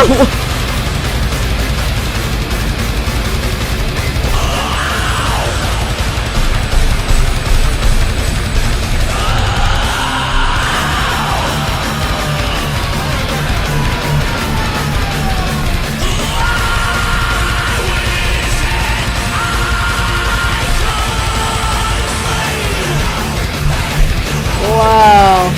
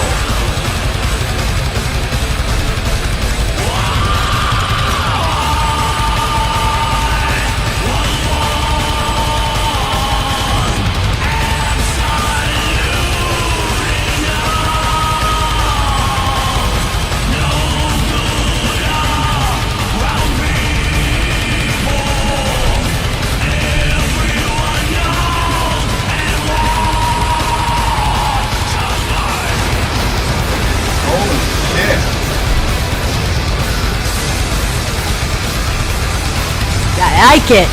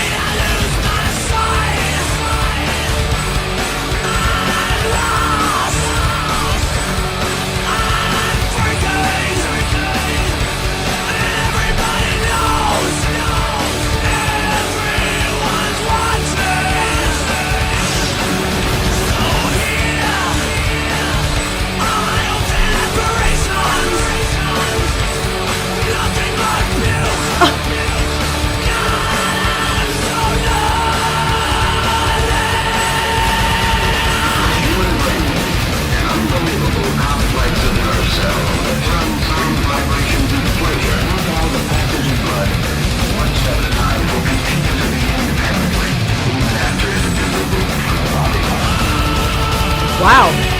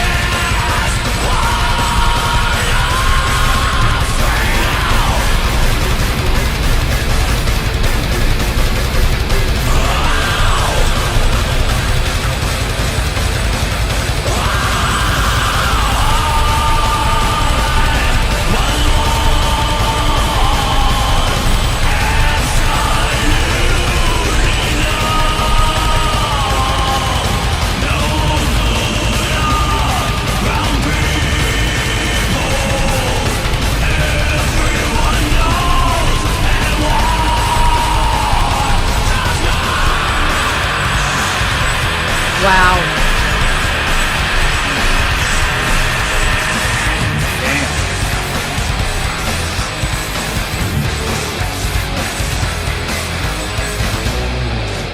Wow. Did he have a stint at rehab? Oh, shoot, I don't know. Sounds like Wow. that. I mean, that's like an autobiography for me, right? Holy shit. Is that what you're thinking? I was absolutely thinking it. Where'd you get that? So when it said I can't control my thoughts, that part I was like, oh, okay, this is a song for me, because there's sometimes where I feel like once I start getting frustrated or angry, like it just goes off. Yeah. And then like after I've calmed down, then I'm like, well, that was a little irrational. What was irrational? You know, how I may have reacted in a given situation. Yeah. You know, like, but at the time it felt like the best plan. But then when it said I wish that I could sleep, the very next line, I was like, yo, no, this is actually a Vin song. Yeah. And then from there out, it just was like, Vin. I like his voice and the way that he sings the it. The drum. I mean, Screaming and the I don't know how to desperate describe sort of true feeling. the kind of heaviness that Devin Townsend has, but it's a very specific kind of heavy, and it's heavy as hell. Obviously, you guys heard it. Well, there's like, I've said this before about stuff like there's music that's so like crazy that you feel like you're like going toward the music, but his, I feel like it explains something inside. Yeah. It's very interesting. Like with those the aggressive style. Later, Sean, the aggressive style, but he's being very vulnerable. He's talking about being alone. He's talking about feeling things, not being able to sleep, that type of thing. Not feeling things. Yeah. I did think that when he, like, at the end was when I actually started realizing it, when he said, like, absolutely numb, no good around people, everyone he knows and watches me. Like, the way he was saying it, it was almost sounded like primitive. Like, not like real lyrical, like, not like, you know, pretty sounding, but just like bass line, Like, this is communication for people way back. You know what I mean? Yeah. Like, for what, you know, like what you have when you think of like Stone Age or like living in caves or something. Like, it had that sort of, but I think that when you get to this point, like, it can dwindle you down to that, just trying to communicate the information with this little, I don't know. Well, it extra got to a words that's point needed. where, like, that line, everybody knows and watches me, like, when we're doing that ministry stuff downtown, Mm-hmm. I couldn't get a break, man. You know what I'm saying? Like, I couldn't get a break. People were always like, everybody And it was acting crazy. all the Like, time. you see, he doesn't look like he feels good right now. Sometimes he walk in looking like that, and people will be like, "Ah, Ben!" And like everybody's trying That's to take true. him. I There was were like, there were times I had nothing. I had nothing. Yeah, I was sick. And here, all our pagan atheist friends are like, dude, get some rest, blah, blah, blah. yeah, And yeah, but it was like it was sucking the life out of me, man. It was hard. It was really hard. And just I like being kind of anonymous and like a private. You know how private I am as a person. Yeah. So it's like I asked God, like, why would you give me that kind of disposition if you're gonna make me? You know what I'm saying? Like, because everywhere I go, it's like, oh, and everybody watches you. That's like, people always ask how we met, and we met because like my friend was like, yo, there's this like place and there's these young people and they're into the Bible just like we are. I'm like, cool. So when I showed up to your place, I was like completely quiet. I just wanted to be around people, you know what I'm saying? I didn't want to, and then it turned into the Vin show again, you know what I'm saying? Like, it's exhausting after a while. But he just, yeah. And I never He really considered hit it. that would be how somebody could feel. Hey, Because from anytime family. I ever saw people, they always wanted the more attention, the better. Like, they wanted to lead things, but I was tired Yeah. of leading. Yeah. You want to be a rock star, you want to be all these things, and I'm sure Devin still wants to be one, but holy shit, there is a price. You pay a price. And, you know, it's not easy sometimes. And you got to kind of be, you know, the whole be careful what you wish for. You know, like, do you really want that thing? I ask myself that a lot. Why do you want this, man? And a lot of the times, like, I want this because, I'm supposed to want it. You know, like, I'm supposed to want sex 15 times a day because I'm a man and I'm with a beautiful woman. It's like, well, I don't want sex 15 times a day. You know what I'm saying? So, like, it's just stuff like that where people, like, have these things that Yeah, no, I hear you. they like and obsess over, and they don't even really want that thing. You know, a lot of times. So I don't know. It's a hard thing because you're like, there's so many people that want to be rock stars. They want the thing, and I don't know, man. Every time these people talk, they don't seem very happy. You know what I'm saying? They don't seem. Oh, I know. Like, You see it all the time. yeah. All the time. I was literally just thinking about who was it that was they had like, they ended up passing away because of it, but they would put them to sleep at night. They had like an anesthesiologist. Jackson. Yeah. Yeah. You know, you have all that and you're not Yeah. happy. And But he's not you know, happy, I've yeah. said this before, that there was a babies documentary and you saw kids from all over different cultures, and like some kids were just so happy with, you'll see it sometimes, it'll be like a kid kicking around like a mayonnaise container or something like that, and they're so happy kicking that thing around, where, you know, people want it like a certain way, they want it to look a certain way, blah blah blah, but I don't even remember where I was going with that. But you do get to the point. Oh, I think just finding joy in simpler things and not needing, like, because when you need that big thing, then when you get there, it's not as exciting as you thought. Yeah. On purpose. I mean, that's how the world is designed. It's designed to make it so that way, you know, all these things that we enjoy are meant to point us back toward God and make us think, oh, wow, God is really cool that he created this for my enjoyment. But people get it flipped and they think, oh, well, I want this for me and this is the most amazing thing. And then when they get there, that thing, if it doesn't have God in it, is empty. So that's what ends up happening. And it's a terrible place. And you see a lot of artists get there. And then, like, I was reading this thing where it wasn't coming from a Christian perspective. And they were genuinely concerned, like, questioning, why do all these artists finally make it and then kill themselves? Why is this happening? You know, obviously with our worldview, it's because they were seeking that thing as if it was God. And when they got there, he was an empty God. And we are not in that situation. So we look at that guy and we're like, wow, that guy had everybody worshiping like that. He had all that money. Like, how come he did that? But we know, you know, when he got there, it was an empty, and it was it was an empty God. Yeah, he's that phrase from Brady or like, what's your favorite Super Bowl title? And he says the next one. Right. And of course, that's great. Well, I'm talking about Tom Brady. Oh, that's great, blah blah blah. But I'm like, you got 7, bro. You're probably gonna end with 8, maybe 9. That didn't sound very healthy. Yeah. And it's just not enough for you. It's like maybe there's nothing gonna do that for you, bro. But it's we all have to figure it out at some point. And you get older and you start, like, right now, like, my family is everything for me. You know what I'm saying? The family, our family, what we're trying to do is everything. So I wasn't like that back in the day. Like, there are other things I wanted to accomplish and be a part of and all this. Oh, you I see see what I'm you're saying? Yeah. Accomplish those things. You would think that there'd be like some crisis of like, oh, where's my value now? But like, I was just so exhausted from doing all that ministry down there and people dying and all this shit that I was just like, I wanted to chill, bro. You know what I'm saying? Okay. When he said, I've got a feeling with the wrong people, does that mean like he feels angry with people? Yeah, maybe he likes, like when you love Yeah, somebody. because he says this is only high school bullshit. Right. Yeah. Yeah. I think he was interpreted that way. Yeah. This song was heavy, but it hit me pretty good because, I relate to a lot of that for sure. What do you give it? Oh, this was the best song of the night. Yeah. 10.5 for me. Easily the best song of the night. 10.5. Really? Yeah. It was a 10.5 for me too. Holy It's meant shit. to be. How many likes did we get, you guys?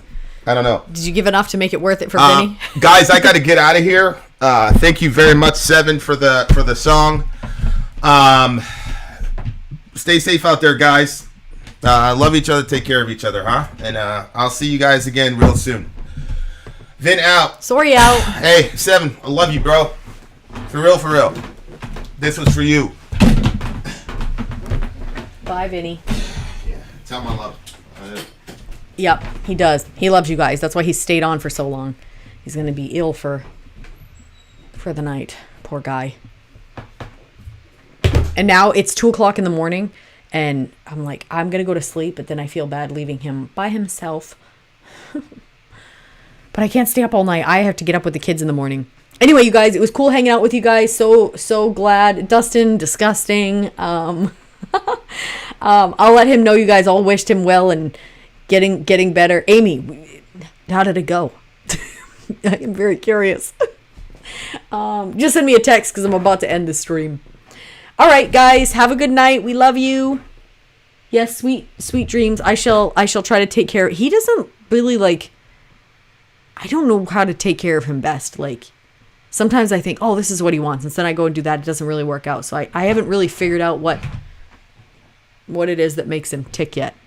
All right, guys. Good night. I'm gonna go do my best.